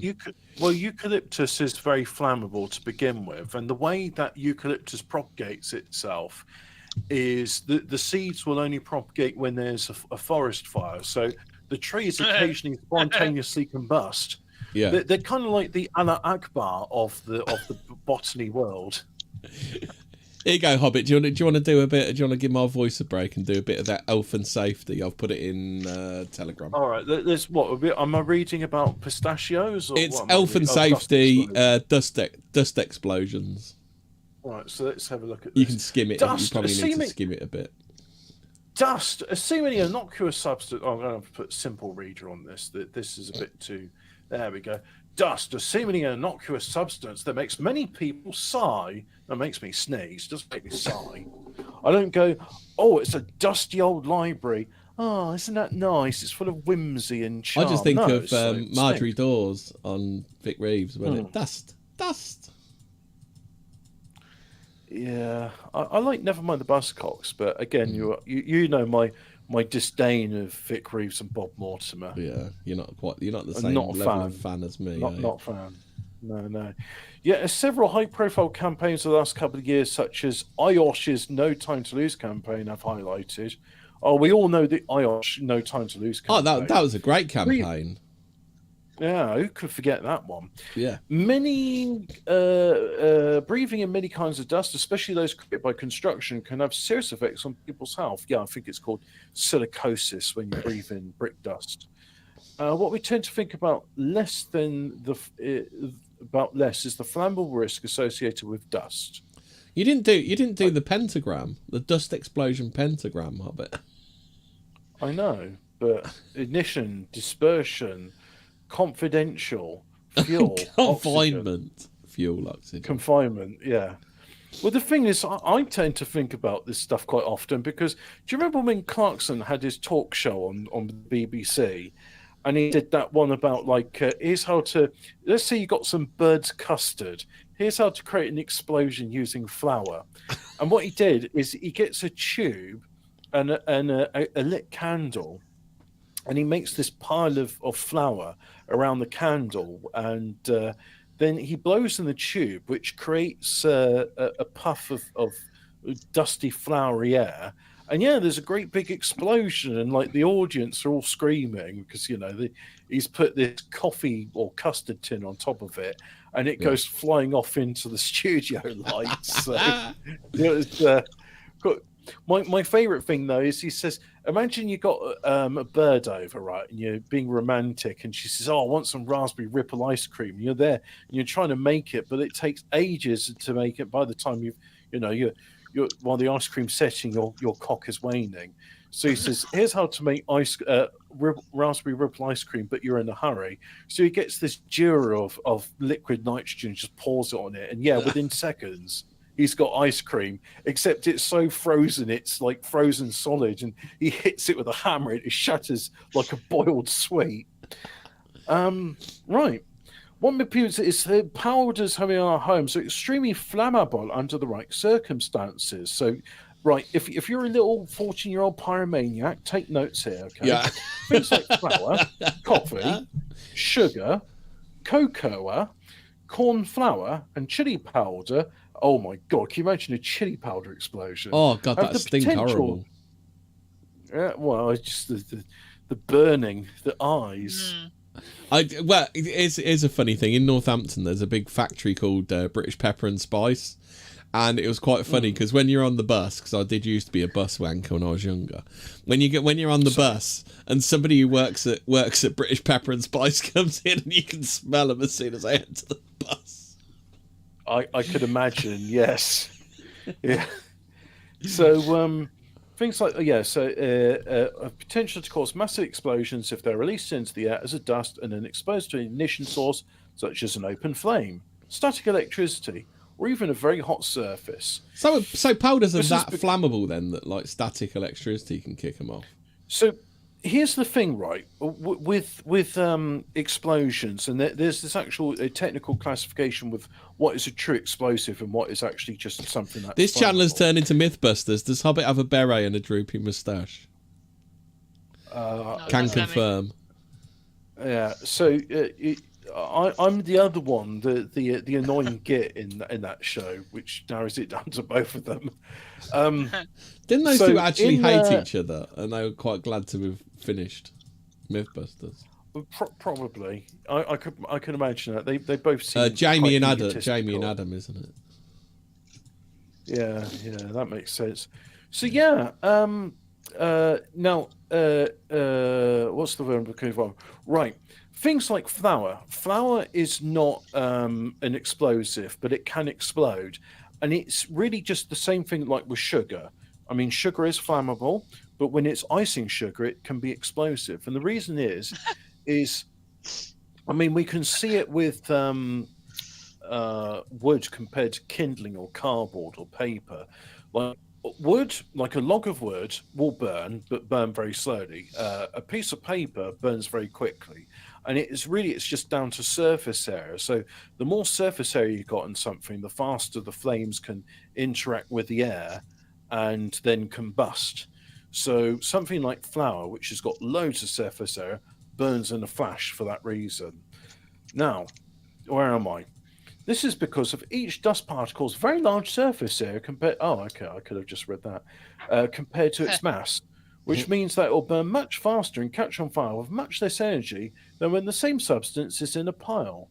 This means that even materials thought of as non-flammable or as slow burning can be extremely flammable in their dust form. It takes as little as 2 grams per cubic foot of air for household powders listed above to become ignitable. Ooh. So, kids, take notes here. You know, we here at Fortean Words reading the amalgamatesafety.com. You know that this is Amalgamate Safety. Our go-to health and safety publication. Yeah, so amalgamatesafety.com is telling you how to do domestic terrorism at home or in your home economics class. Yeah. It's like, all you've brought into class is flour and icing sugar. What do you intend to do with that, Bobby? and a piece of PVC tubing. Interesting. So, if combustion occurs in a confined space, the pressure that builds up can cause shock waves, doing serious structural damage to buildings and sending objects and debris flying. These explosions can then shake up more dust, causing a second explosion. While it is unlikely that people will be exposed to these hazards in their homes, in the factories and mills that produce these powders, the dangers are very real. It is estimated that 2,000 dust explosions occur in factories and fires a year in Europe. While many of these are relatively minor, throughout history there have been many, and at times disastrous, combustible dust explosions. The first recorded dust explosion was in 1785 in Turin, when flour dust in Giaconelli's bakery warehouse came into contact with a lamp, injuring 2 employees. I've got some more here. 14 people were killed in Minnesota in 1871 when a flour mill went up. 44 people, including a child, lost their lives to a cornstarch-based explosion in 1919 in Cedar Rapids, Iowa, which leveled part of the town. Fucking hell. Dust explosions of various substances have continued to take lives. 2014, 97 people died when dust in a factory in Kushan, China ignited. In 2022, one industry report counted 50 such explosions globally, though not all of them involved foodstuffs. Interesting. Yeah. I'm surprised, considering, like, like everyone in India's got a smartphone these days. Why don't they have? Why don't we see more like explosions in their brilliant food safety labs? Like, did you see all those videos I sent you of them making the Danish butter cookies in beautiful in India? Yeah, what really helps with that is you go, oh, it's got a chocolate chip in it. It's like, no, that's a rat dropping, love. Why is it whenever they're cooking, they always have to use their feet in everything? It's just like, oh, look, I've got some cookie dough. Shall I use a rolling pin? Nah, mate, just put it on this dusty floor where all the mice and the cockroaches are, and just stamp on it. The milk with all the rats drinking it. Yeah, that put me off my cup of tea this morning. Because that's a bit wordy, I do have a shorter version of what happened at the Bird's Custard Factory. So there were 20 workers on duty. Several noticed the cornstarch was pouring out the top of one of the bins, according to an accident report. At this point, several witnesses saw a flash near the top of the bin and a wall of flame. Just a second. Go on then. When you're saying all that stuff, you need to have the Thunderbirds danger music in the background. I've been on the Thunderbirds. I've been on the Thunderbirds binge this week because ITV have been live streaming it, like all the episodes. So the witnesses saw a flash near the top of the bin and a wall of flame spreading outwards and downwards from the bin top, the report continues. Descriptions were of a gale force wind with a flame front behind it, which flashed through the area. Later inspection revealed that the machinery meant to pour cornstarch into various bins had malfunctioned, so cornstarch continued to pour into the container until it overflowed. So there you go. Wonderful. How nice. Yeah. So basically what they've done is they've done things like modern machinery and facilities like flour mills have to be grounded so they don't create static electricity that might spark explosions. The funny thing is that this is also an issue in when they're making wool mills. So I saw there was this guy and he's turning the switch on, and the switch doesn't turn anything on. All it does is it grounds the machine. I was just like, well, why wouldn't you have that machine like permanently earthed? Why do you have that on the switch? How about this one then? Parties in which coloured powder, often cornstarch, is shot into crowds, inspired by the Hindu festival of Holi, are popular springtime events. In 2015 at a water park in Taiwan, coloured cornstarch sprayed over a concert audience ignited, provoking a maelstrom in which more than 500 people were injured. 20 people died as a result of their injuries. Fucking hell. That reminds me of, it was a few weeks ago, there was this natural gas explosion in Brazil, and there were these people walking around with their, because, people wear these plastic polyester clothes, and that's why you should never wear polyester. Well, do you remember Brainiac? Do you remember Brainiac when they were trying to get a caravan to explode that was full of petrol fumes? They're walking around, and like their clothes have melted to their skin like napalm. So kids, for whatever reason, don't wear polyester, and certainly don't wear polyester underwear, because, like, look, you may get involved in a fire, and your polyester underwear is just going to melt to your skin. So don't do it. So at Bird's Custard that day in 1981, the Wall of Flame thankfully did not kick up any dust that could have provoked a secondary explosion. So basically what could have happened is you have the explosion, kicks up a load more dust, rinse and repeat. Yeah. So there we go. So that's Bird's Custard. Anyway, that's what am I talking about? Philo electricity or whatever it's called. Oh, that's right. Yeah, triboelectricity. There's that thing lesers do. They do tribaldism. It's the same origin of the word. Is it? They rub their thighs against one another until it generates sparks. Next time Ian's on, ask him about it. He'll tell you all about it. 9 people. So we've done all that. Triboelectric effect is not limited to solids. This is at the heart of the Stanford researchers' new discovery. Zer and his colleagues generated a stream of microbubbles of a methane air mixture passing through water and watched the results with a high-speed camera. The rising bubbles accumulated charge, sometimes positive, sometimes negative. Why do they keep saying sometimes positive, sometimes negative with everything? When opposite charges met, there was a spark and a flash of micro-lightning which ignited the methane air mixture. The theory is that bubbles rising from rotting matter in a marsh could create sparks and kindle pockets of methane lying over the water, producing brief eerie lights. In one sense, then, triboelectricity explains all sorts of phenomena, from lightning to will-o'-the-wisps and mysteriously exploding mills.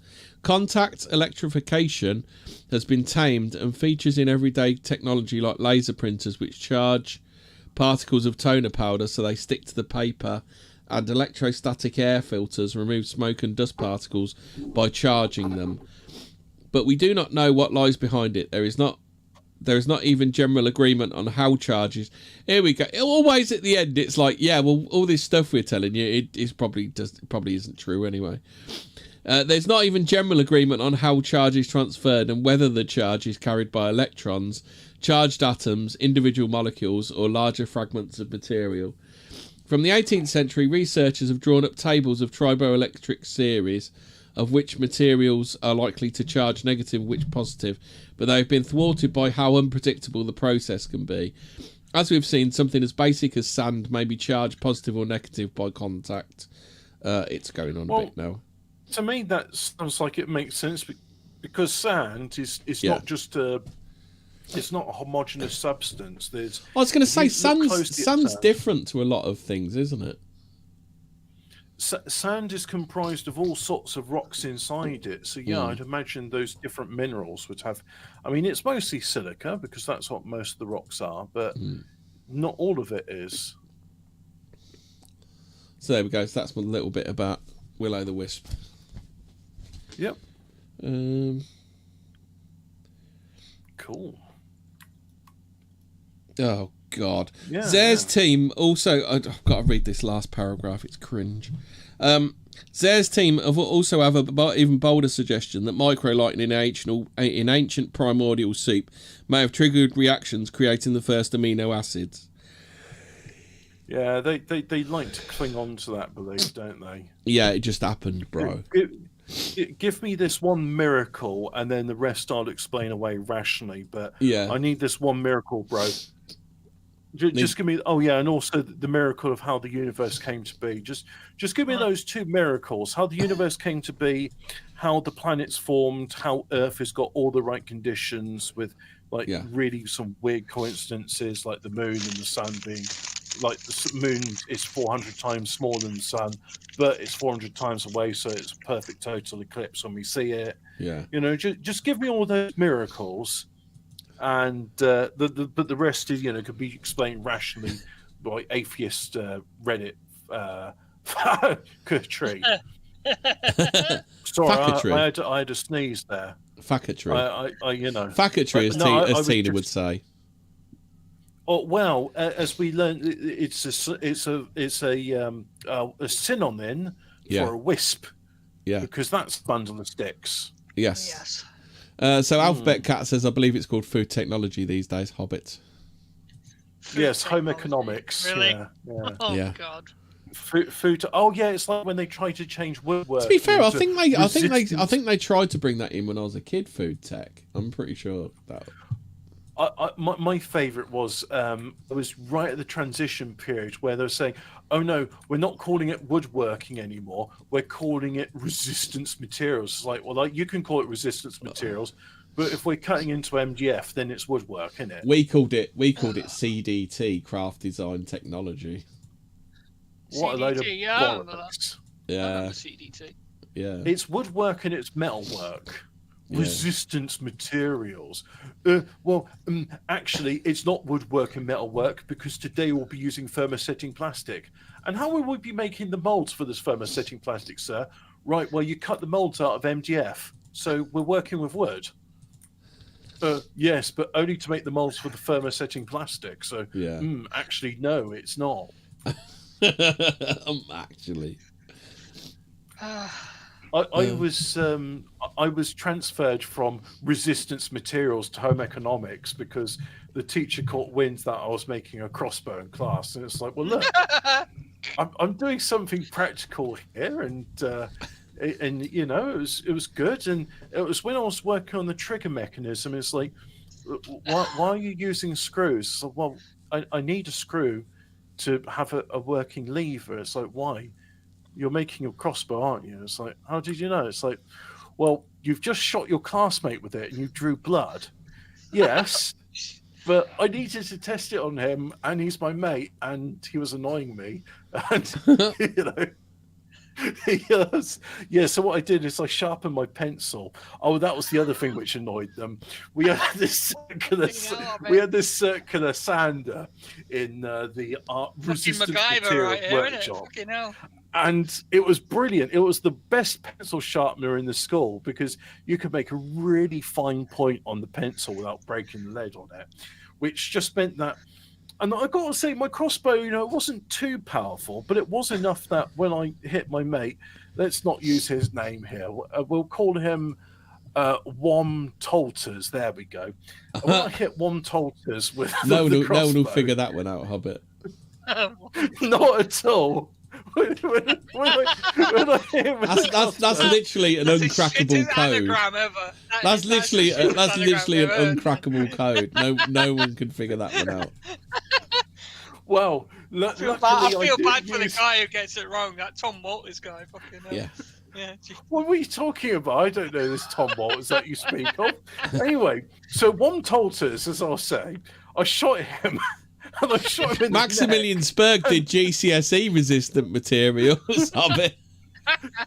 And so hit him in the neck, and it went in a few millimeters, and he had to be sent because it was like it was just. He had a pencil sticking out of his neck. Yeah. He was committing murder, Hobbit. He had to go to the nurse. What, did you think he was a fucking vampire or something? You tried to stake him, did you? Because I drew blood. No, it was just the fact that I was annoying, and also I thought he'd see the funny side of it. And to be fair, he did see the funny side of it, but he did say it was very painful. And I said, would you like to use it on me now? Go on, then you could shoot me in the neck. And that was the time when the crossbow got confiscated, so I never did get hoisted by my own poignard. Yeah. The fucking fun police took away my crossbow. Yeah, Alphabet Cat said those belt sanders, they could make a good point on wooden doweling. Couldn't they just? Hobbit was Tucker Jenkins at his school. He's fucking MacGyver. He's fucking... Watch that guy. He's gonna fucking... Evil Dark MacGyver. You know? Oh dear. But anyway, they transferred me to home economics after that. So and then you realised you could make bombs with food.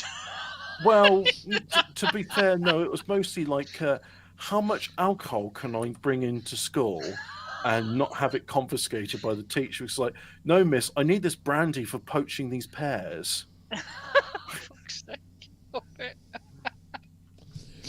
Right, so we all poach pears. So we're all familiar with the Wilhelm scream, aren't we? Hate it. Yeah, of course, absolutely. Yeah. No, a famed sound effect from TV and cinema is the Wilhelm scream, a particularly intense and scary scream that was first uttered by a character. By a character called Wilhelm in the 1951 Western Distant Drums, and became a stock sound effect used in many other films of the era. It was then resurrected to feature in all of the Star Wars and Indiana Jones movies, as well as Willow, Gremlins, Anchorman, and Die Hard with a Vengeance, Lethal Weapon 4, and The Fifth Element, Hobbit. Did you know that? The Wilhelm scream's in that? No, oh, that's a shame. It's believed to have been voiced by Sheb Woolley, who later made the classic Fortean hit Purple People Eater. The Wilhelm scream, though, as a competition from a sound effect dubbed the Wilhelm meow. The cat yowl that seems to be used every time the sound of a startled or injured cat is needed on a film Curious film buffs have traced the sound to a 1990 sound effects CD where the 23-second clip has the file name Two Angry Cats Yowl. Two Angry Cats Yowls DPE 022601. 022601, sorry. Rolls off the tongue, doesn't it? Yeah. It's like, do you remember in the 1980s, like, yeah. I say in the 1980s, it was also like, up until the 1980s, if there was like a shot fired, it always have to have the ricochet sound. And that's something I found very interesting in Thunderbirds. So in Thunderbirds, because I've been watching it all this week, there's a fair bit of machine gun fire, and Parker seems to be killing a lot of people as well. Yeah, you know, it's kind of funny how. Did you never realise that Parker was Nails before? I didn't know he was. I just knew him as Nosy Parker. But anyway, I was watching this stuff, and not all the shots have, like, a lot of them do have the ricochet sound, but a lot of them didn't. I was. Oh no! A lot of westerns, a lot of Western TV series like Bonanza and things like that, they always had the ricochet, didn't they? Well, that's what I remember with the A-Team. It's like every time they're firing, even if it's into the air, it's always pew pew pew pew pew. It's like, what are the bullets ricocheting off of the hailstones? Ricocheting off the Will-O'-the-Wisps. Yeah. Will-O'-the-Wisp does a Wilhelm scream. Sometime in the mid-80s, they said, "Oh, you know what? Not all bullets need to have the that sound." The one which I quite liked, which I wish they would do a bit more of, is the Hollywood silencer sound effect. Also in the 70s, they went way over the top with shoe sounds when people were walking along. You know when you're trying to watch a film and the shoe sounds are just like way too loud and you're like, what the fuck is going on here? It's like the Foley guys like recorded someone's like shoes from like a few inches away. Yeah, they really like that stuff, and people are always walking in silence with minimal music too. I must admit, I quite like films from the 70s. I think Star Wars, there's loads of like shoe sounds in Star Wars, isn't there? Especially on the Death Star. Well, that makes it. You've got to have people marching. I mean, that's kind of important. So anyway, back to the Two Angry Cats Yowls DPE 022601. But it's not clear who actually made the recording. Suspicions were raised that it was not actually a cat, but a voice actor, possibly Frank Megatron Welker. There's a YouTube thing I called. It used to be called Toy Galaxy, but I think it's called Secret Galaxy now. He always used to call Frank Welker Frank Megatron Welker. Oh, is he the voice of Megatron? Yeah, in the cartoons. Who voiced Scooby-Doo and could do a particularly convincing cat fight. Ricky Riggers. Yeah, so he was there, yeah. And Casey Kasem was Shaggy, that but were dealing with sail ships. Yeah, and could do a particularly convincing cat fight. Or Thomas J. Valentino, one of the originators of sound effects libraries in the 1930s. Eventually, it was traced to Wiley Stateman.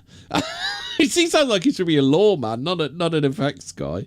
A retired sound designer who said it was a recording of his cat, an all-black, part Siamese named Cheetah, described as a remarkable small female with a confident voice and a racy physique. I'm a bit worried about Wiley Stateman. So you know how you've got like cat fanciers? Yeah, no, really. I think he literally is a cat fancier. It was starting to go into heat and was making a lot of noise. It's pure attitude. Cheetah was just laying down a performance, Wiley says.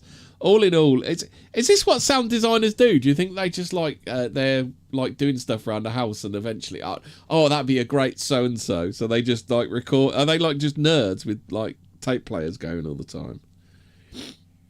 I think so. Yeah, I think there's like a special type of autism to sound foley. I mean, I was watching this clip this week about some of the sound effects in Halo 3, and they said, oh, well, we got to record somebody walking in and out of the sea so we can have like footsteps splashing because, you know, there's this level where you've got water and we needed to record that. Yeah. And I thought, you know what? I like that attention to detail. So, all in all, it's claimed that Cheetah's Wilhelm Meow makes at least 330 appearances on film, although other researchers claim there are several almost identical sounding effects being used, which can only be separated by sonogram analysis. Imagine that, sonogram analysis on films, just to work out whether the cat's screaming or not. Yeah, I really don't like the Wilhelm scream. It's overused, it's tacky, and it's not fucking funny, Hollywood. It's not even like applicable. No one really fucking screams like, I don't know. I've never seen anybody thrown off a building before. But every time I hear it in every single film, I cringe. The fact that it's in Lord of the Rings, it's like, look, yes, there is a bit of a time for some fun and mirth in Lord of the Rings. I mean, it's not all doom and gloom, but there's no need for it to have like fucking Wilhelm screams in it. It's just wrong. Don't do that. Stop it. Get some help. Stop it. Get some help. The first Wilhelm scream was in 1951's movie. No one needs to do that. Ain't nobody got time for that. I've not even got just the Wilhelm scream. I don't need you. Oh, here we go.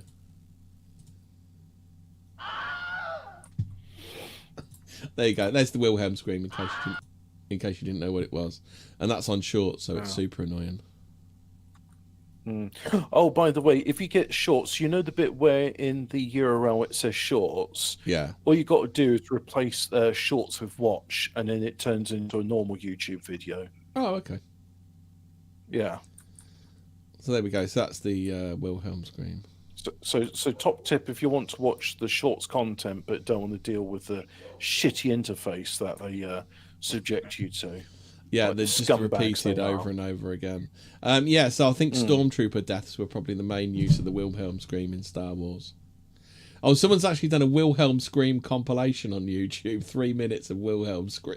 Just shy of 4 minutes of Wilhelm screams. There is one thing I saw was funny because of how absurd it is, right? Which is, it was this thing of like 10 ways to make Lord of the Rings better, and one of them was to rename Gandalf to Gandalf, which was actually called Gandalf. And the other one, which I quite liked, was have laser battle fights in it, which I thought, that was actually pretty cool. Yeah. Like you know those two stone statues, they're like the Pillars of Hercules. Yeah. As they sort of they're sort of sailing past them, their eyes turn around and they start shooting laser beams out of their eyes. That was cool. And then the third suggestion, which at first I hated, but then I was just like, no, wait, this is funny, was replace all screams in Lord of the Rings with Wilhelm scream. Hobbit, I'm just having a look on Unexplained Histories. Dan Farrar says, presidential reveal of alien life. It's just a matter of time. This one, they're going to do it this time, Hobbit. 2 more weeks. Two more weeks, the guys. To flatten the UFOs. And the aliens. To flatten the UAPs. Two more weeks and the UFOs are going to be there. Oh, here we go. So Avi Loeb, famous astronomer Avi Loeb, says, Free Eye Atlas.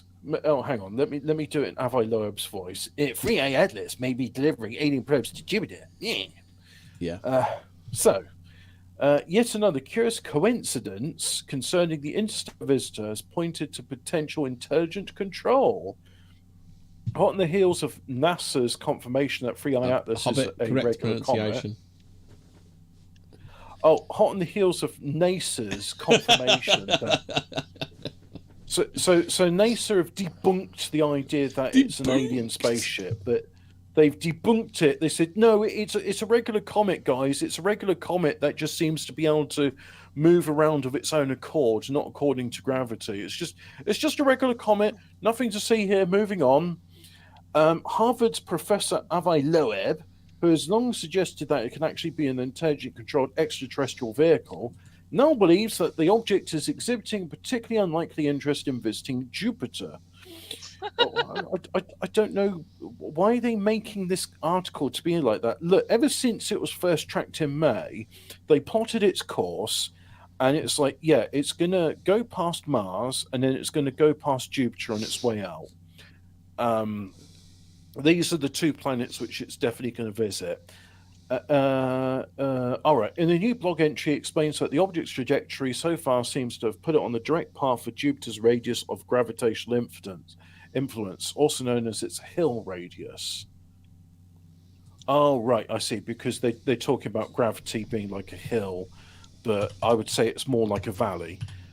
This is the boundary in which Jupiter's gravitational pull exceeds that of the Sun.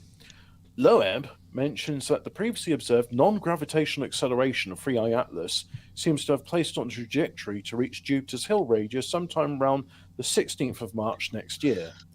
This, he claims, would perfectly position it if its intention was to release probes into Jovian orbit. According to Loeb, such a move would indicate that extraterrestrial civilization responsible for sending 3i Atlas must have a particular interest in investigating this gas giant. The chance of this all happening by chance is reported in the region of 26,000 to 1. Oh, I like those odds. It's better than the lottery. 26,000 to 1. But is this more the case of wishful thinking on Loeb's part, rather than saying that's actually likely to happen? Even if the object does reach the edge of Jupiter's Hill radius, the idea that it's going to suddenly release a small fleet of alien space probes seems like a stretch to say the least. I'm so skeptical. By the way, people have been reporting loads and loads of... Oh, yeah, this was a thing. People reporting that there was these drones. They're saying, oh, they're Russian drones. And they're flying above military bases in... Germany, the Netherlands, the UK, and USA, and they're saying they're Russian drones. I'm like, right, and so what? You shoot them down? Oh no, we can't shoot them down. Why is that then? Because they're possibly not terrestrial technology. It's like they've tried to shoot down. Do you remember that alien footage they recorded a few years ago, the jellyfish, and it's this footage of it flying over a base in Iraq, and they're shooting it, and all the shots just seem to go through it. Well, it's like, I don't think these are solid objects. I think they're plasma. Sun 56 dressed as dead mum in Mrs. Doubtfire scam while hiding her body. An unemployed nurse from Italy is under investigation after allegedly dressing up as his dead mother to claim her pension, while her mummified body was hidden at the family home. Oh, yeah. Have you read this story then, have you? I just think it's funny. It's just like, hello, I am my dead mother. I mean, I'm not dead, and I'm here to take my pension. Can you put it into my son's account? He has my power of attorney. Thank you. Have you seen Audi are doing the world's first lickable pigs in blankets wrapping paper? Oh, is this something which you can wrap your Tesco festive evergreen tree in? Yes. Yeah. What else we got here? One-man disaster scientist who was strangled to death by his own macabre invention. Once hailed as a genius, Thomas Midgley Jr. is now seen as history's most accidentally dangerous man whose inventions from leaded petrol to CFCs killed millions. Once hailed as a genius, Thomas... that's a bit unfortunate, isn't it? It's just like, I've invented leaded petrol. It will allow these valves to last much longer than before. Great, this is going to He's considered one of history's worst inventors and a one-man environmental disaster. It's like, what else have you invented? I've invented this new thing. What does it do? It's called a chlorofluorocarbon. We can use it as refrigerant. Ah, great. I'm sure there'll be no one. And the next thing he goes on to say, what have you invented now? I've invented AIDS. What does it do? I don't know, but I've invented it. It's like, can you stop inventing things, please, Mr. What's his name again? What's his name? Ivor Biggin. I don't know. Thomas Midgley Jr. Biggest Dickus. Yeah. So the main problem faced by motor companies was engine knocking, tiny explosions caused in car engines by low quality gasoline. Under both pressure and guidance from Kettering, you mean petrol? Midgley went through thousands of chemical substances, called petrol, many extremely toxic, to find a way to stabilise gasoline. Eventually, petrol. Eventually, he settled on tetrathyl lead, a lead derivative sold on the markets under the mononym ethyl. That's it. Can I have a hit of ethyl? Can I? Hey, bud, you got some ethyl? It's great stuff. I mean, it really works well, but it has the sort of disadvantage that it causes brain damage. Benjamin Franklin wrote of the dangers of lead in the 1780s. Household lead paint was banned in some countries from as early as 1897, thanks to pressure from campaigners warning it was killing kids. But Not General in the Motors, USA, where they have freedom. yeah, but General Motors and Midgley insisted that lead, when it ejected from the exhaust pipe of a car, had no inherent dangers. It's you know what? That's like if I've got this unproven, untested medical procedure, and I say it's safe and effective, so you should inject it into your body. And if you don't, it's not that we're going to force you to do it. It's just you won't be able to work, you won't be able to travel, you won't be able to go to the supermarket if you don't get it. But General Motors and Midgley insisted that lead, when ejected from the exhaust pipe of a car, had no inherent dangers. Midgley was so confident of this fact, in 1924, he poured ethyl all over his hands and inhaled it before a crowd of curious journalists. I could do this every day, Midgley proudly declared, without getting any health problems whatsoever. That reminds me of, do you remember when John Selwyn Gummer forced his daughter to eat that burger? At the height of... BSC. Yeah, BSC, that was it. Do you know what BSC, and it was fucked from the start, right? It's like, so here's this thing, yeah. It turns out cows, being ruminants, they eat grass, and then they digest it into the body, and they turn it into all that stuff. And so what cows are is a really good way if you're vegan and you want to eat grass, but you can't digest grass. So what you do is you give it to the cow, and the cow will digest it for you, and then you eat the cow, and now you're digesting grass. So it's a very good way if you're trying to be vegan. But what if, Hobbit, your current amount of profits isn't quite enough? So therefore, isn't it better to feed cows other cows? No, so you see, what would be really good is what you do, right, is you go to the cows, and these cows, they eat grass, right, and you go, what if we fed the cows ground up sheep brains and spinal cords instead? Yeah. The sheep which we can't sell to the public because they got scrapie, which is a known prion disease where the sheep go mad. What if we feed the brains of scrapie sheep to cows? Oh, look, the cows are exhibiting the same symptoms of sheep who have scrapie. Oh, yeah. Who could have foreseen that consequence? Whoops. So, at this point, serious red flags were already being raised about the invention, hence Midgley's press conference theatrics. Engines were running smoothly, but in October 1924, 6 General Motor employees had died and tens of others were hospitalised when lead exposure sent them into a mania at the workplace, first inducing a mindless fury and then paralysing them on the ground in crazed laughter. Those who survived had to be wrestled into straitjackets. It sounds like a scene from The Crazies. Have you ever seen The Crazies, Hobbit? No. It's like a 70s, 80s horror film about the army decide to test on a town their insane, turning people into insane zombie type things. Oh yeah, that sounds like yeah. Despite these known dangers, the autumn anyway, blah blah. We know about lead and stuff. I'm trying to find out how he died. Midgley won awards and medals, blah blah blah. But blah blah blah. Midgley didn't leave to see his own disgrace. After contracting polio in 1940, Midgley was left severely disabled and totally bedbound. His solution was another invention. Oh no. A system of ropes and pulleys that would lift him out of bed every morning.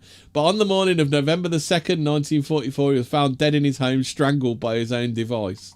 Although it initially seemed a tragic accident, coroners ruled his death suicide.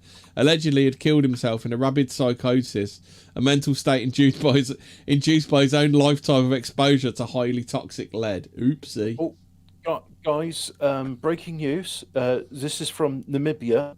So they've had local elections in Namibia, and I can inform you that Adolf Hitler has triumphed in Namibia's local elections 5th time in a row. So Adolf Hitler is now a Namibian politician.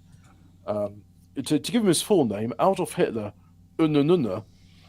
I'm not making that, by the way. His name is Unona Unununa. Adolf Hitler Unununa has retained his seat in a small northern constituency, yet again, despite his controversial name. Well, look, Unununa, to me and you, might sound a bit controversial, but to me that just sounds like, a dance move or so, to do the Unununa. But I'm sure it's a perfectly normal name in Namibia, Mr. Unununa. Adolf Hitler, Unununa, has represented the Umpajununa in the Oshana region since 2004 as a member of the Southwest Africa's People Organization, or also known as the SWAPO, more commonly known as the Nazi Party.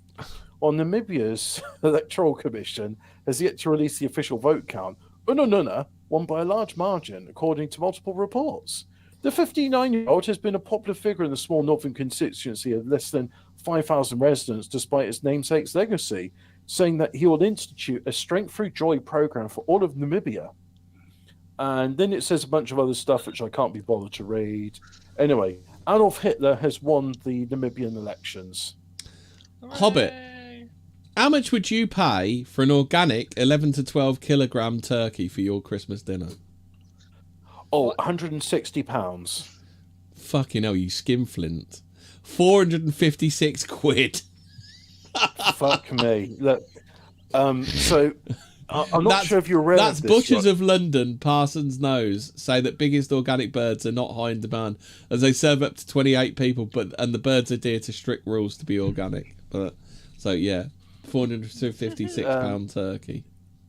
There's a butchers I know that they do geese for Christmas, and this was like a few years ago. I think it was £70 for a single goose. Jesus Christ, yeah, crazy.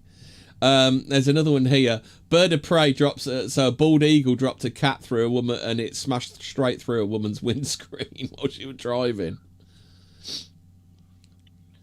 Oh, wasn't there like a... Yeah, that was a... Did we cover it last week where there was this woman's Tesla and it got struck by a meteorite through the windshield? Which one's the American? Is windshield American or is it windscreen that's American? Windscreen's English. Okay. Yeah, the article said windshield. Have you? We'll cover this one quick. Hugh Hefner. Was it you? Was it me and you talking about Hugh Hefner the other day? About the disgusting robotic sex?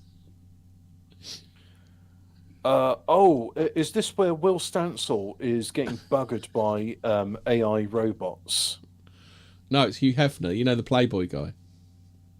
Oh, sorry. I was just thinking of Will Stansel at the time. Former playmates have spilled their Hugh Hefner horror stories, including chlamydia outbreaks, disgusting group sex, and having to endure his mould-addled hoarder-style home. Oh. Nice. I was in prison, said Hugh Hefner's ex-wife Crystal, for wife Reed prostitute, after the Playboy mogul's death. The two had met when Crystal was 21 and Hef was 60. Tell me, why were you attracted to the millionaire Hugh Hefner, young lady? I wonder. He's gonna be dead soon, right? Yeah. Yeah. Many more bunnies have described living with Hefner as hell. Lived in the lid on uncomfortable group sex, secret sex tapes used for blackmail, and demeaning chores in his hoarder home. Everything was mouldy, but they carried on living there. Like, imagine that, pretending you were held prisoner, but because you wanted... Oh, God. Dirty toys and Hef's black book. Oh, God. In the docu-series Secrets of a Playboy, former Playboy valet Stefan Tettelbaum expands on just how disgusting the mansion was. He said, I had to put on rubber gloves and pick up the dildos from the floor and put them in a special bucket. The maids would take them downstairs, spray them with a steam cleaner to sterilise them, and then put them in plastic bags. I would carry them back upstairs and put them back in the headboard. Oh, dear. In the headboard? What? Yeah. Apparently he had a black book to keep track of how much each playmate had been paid, who had slept with him, and when it had happened. If the girls hadn't had enough sex with them, he would use the black book to call them out. Holly recalled he'd be like, oh, you've been on your period for 3 weeks. Oh, God. Oh, Alphabet Cat of Row. Do you remember when we were talking about sound effects? He said Tom and Jerry screams were epic, and I was like, yeah, Tom had really good, like, really. That was good. a Wilhelm scream, wasn't it? Tom's. No, Tom's screams were unique to Tom and Jerry. They were really good. Yeah, they were good screams. They were. Oh, and there was always the mammy. You never got to see more than her legs, though. Yeah. Oh, Eek, no. mouse. Another favourite activity of Hef's was group sex, which Holly called disgusting. She continued, he wouldn't move. It would be like a bump on the log in the middle of the bed. I can't explain to you guys how embarrassing that whole routine was. But I do have to remind you, Holly, you did it. You're literally sitting there naked, having sex in front of a group of people who hate you and talk shit about you while you're having sex. It was like hell. Like I said, you carried on doing it.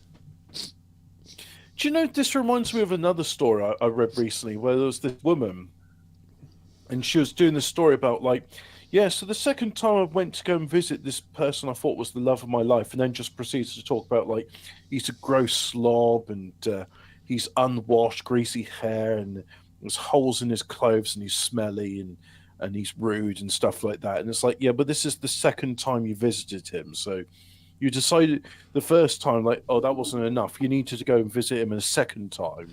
And it was just like, there's some comment onto the story. It says, this is why, up until the 19th century, it was understood that women aren't allowed to make any decisions for themselves. And that's how, like, civilization was run up until the 19th century. So we had sex with a pair of twins. The twins also complained of multiple chlamydia outbreaks in the mansion since Hef wasn't willing to use protection. From the butlers, Lovely.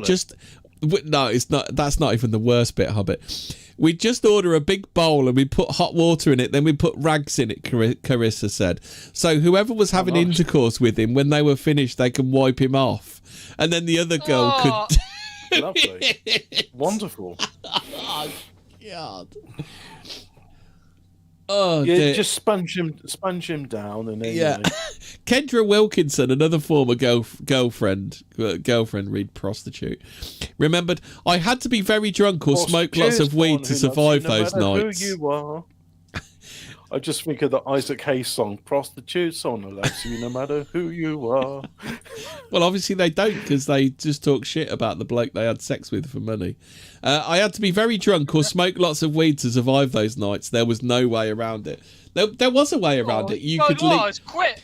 I was going to say there was a way around it. It was quite an easy way. You walk away, you clean yourself off, and you attempt to be a good wife to someone. Like that. That is a way around it, and it's quite a good way around it too. In any of these discussions, the idea that the women could possibly close their legs at any point in time is just complete anathema. It's totally off the table, isn't it? Yeah. It's almost as if, and you know, I know, like, was it 55% of our audience are women? It's like, it's almost as if, like, you know, when you weren't allowed to make any decisions and it was all the patriarchy, it's almost as if it was done for not just your own good, but the good of society as a whole. Yeah, but there was no way around it, Hobbit. She had to have sex with that old man for money and fame. She had to do it. She had no choice but to have sex with that old man. The old man who just laid in the bed and didn't coerce anybody to have sex with him. There was no choice in the matter. No choice whatsoever.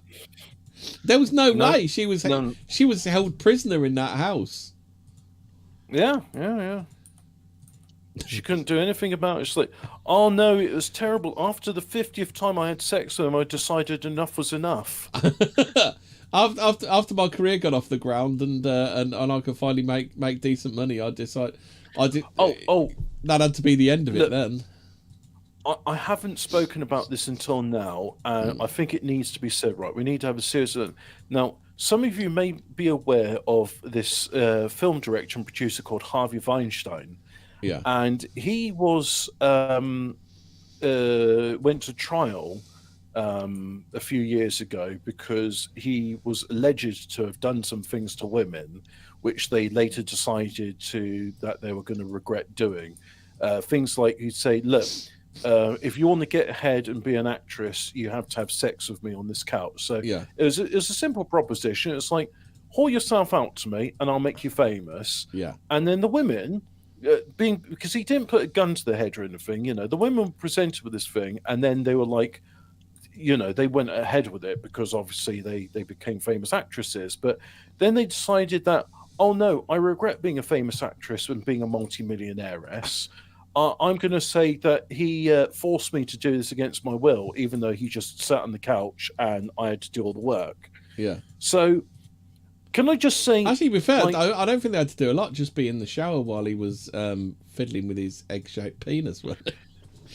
So, in the literal chode of a penis. Now, I am thinking of what Hollywood is like afterwards, and we all know that we all had a good laugh at the hashtag Believe All Women, because it's just like, yes, women are the bastions of truth telling, and they've never embellished the story or lied outright to get something. Just remember, Hobbit, the moral of the story, which is you suck my dick, bad. I'll suck your dick is absolutely fine, and that's not sexual assault in any way whatsoever, or coercive. I'm just thinking. Look at all the ugly munters that are in films and television and games media now, and I'm thinking that none of this happened under Harvey Weinstein's watch. So yeah, you know what? I think we did a mistake here. We should have just been like, We just need Joel Silver back in Hollywood doing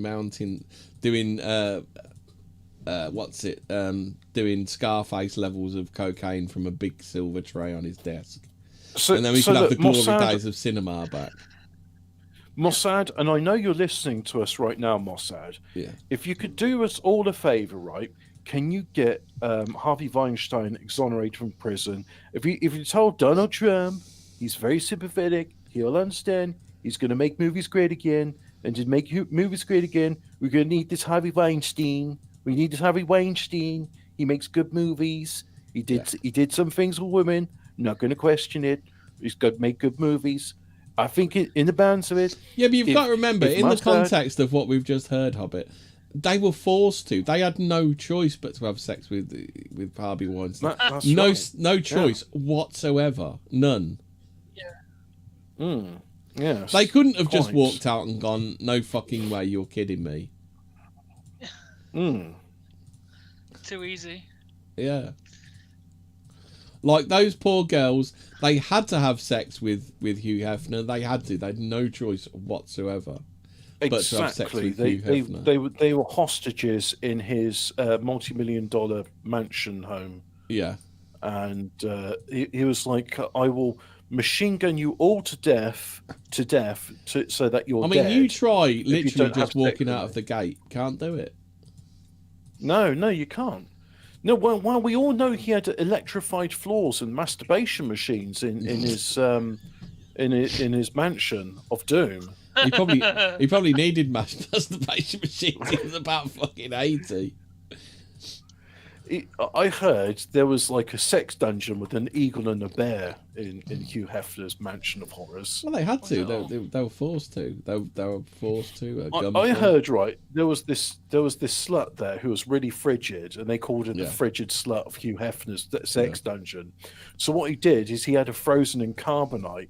And then he had the carbonite sent via FedEx to the parents' house. And then when they opened the door, it slammed down on their porch. And then their frigid whore of a daughter shattered into 1,000 pieces in front of them. And that father who was horrified and saw that, James Cameron. Yeah. Who later went on to do Terminator 2. Where he literally took the death of his daughter, where she was frozen in carbonite. And then they did that in Terminator 2. By the way, James Cameron, who's still alive, this is all parody. Allegedly, this is what happened. This is where James Cameron got the inspiration for his hit film, The Abyss. Yeah. Right, that was a blockbuster smash, that one. Craig Wilson says, local farmer here, 100 quid for a goose. And he clarifies by saying the bird. So I don't think he's talking about a Hugh Hefner style goosing. The girls are free to quit. Indeed. Look at this misogyny from Interdimensional Lizard. The girls are free to quit at any time. Just imagine being like just thinking like a man and thinking that you're just able to quit. Imagine thinking women have agency. Fucking Christ, mate. Imagine women have got free will. They have got agency. They want to be famous, which means they've got no choice but to have sex with Hugh Hefner. Yeah. If you want to be famous, you've got to have sex with Hugh Hefner. That's it. That's so they were forced. They didn't have a choice in the matter. They were all forced. There was like, it was famously known. Hugh Hefner had these snatch squads where he was just picking these beautiful women off the streets. Like, you got to have sex with me now, and a woman like, oh well, you're going to coerce me into threats of violence, right? No. Oh well, no. I'm literally just going to have a diary and call you out for not having enough sex with me. I'm literally going to lay here on my bed naked and like, erect, and quote you're unquote, going to get on top of like, me. Quote unquote, a bump on a log. Like a bump on a log. That is not a very nice... That's extremely viciously coercive, being a bump on a log. I'm not having positive mental images of this bump on a log. It does not paint a nice thing. Is that just a way of saying you got a small penis? Or he's got like a bump on a log, like an old liver spotted bump on a log. Imagine, if you will, you had some liverwurst on your plate. Oh, I had liver and bacon the other day. That was really nice. But it's great. Just slander. I can't. I'm not even for a second pretending that Hugh Hefner was some sort of moral man, but doing it after he's fucking dead is a bit rum, isn't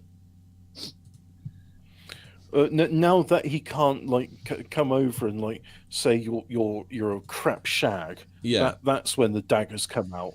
Yeah, she was probably a lesbian anyway. I should imagine that's something like Hugh Hefner would have said.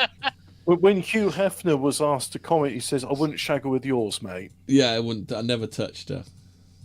Why do you think I laid there like a bump on her log? Because she was crap. She had disgusting bad breath, which made me vomit every time she tried to kiss me. She had a breath like a dog. Her minge smelled like the fish market on the hot Sunday. Right, I think we're about done here because we've strayed far from the her minge smelled so bad. It wasn't just a smell; you could taste it. You could cut the knife with the air. It was that thick. Oh, like anyway. Sunday morning fish markets. On that note, stay spooky. sandwiches. I'm stopping. No, for life.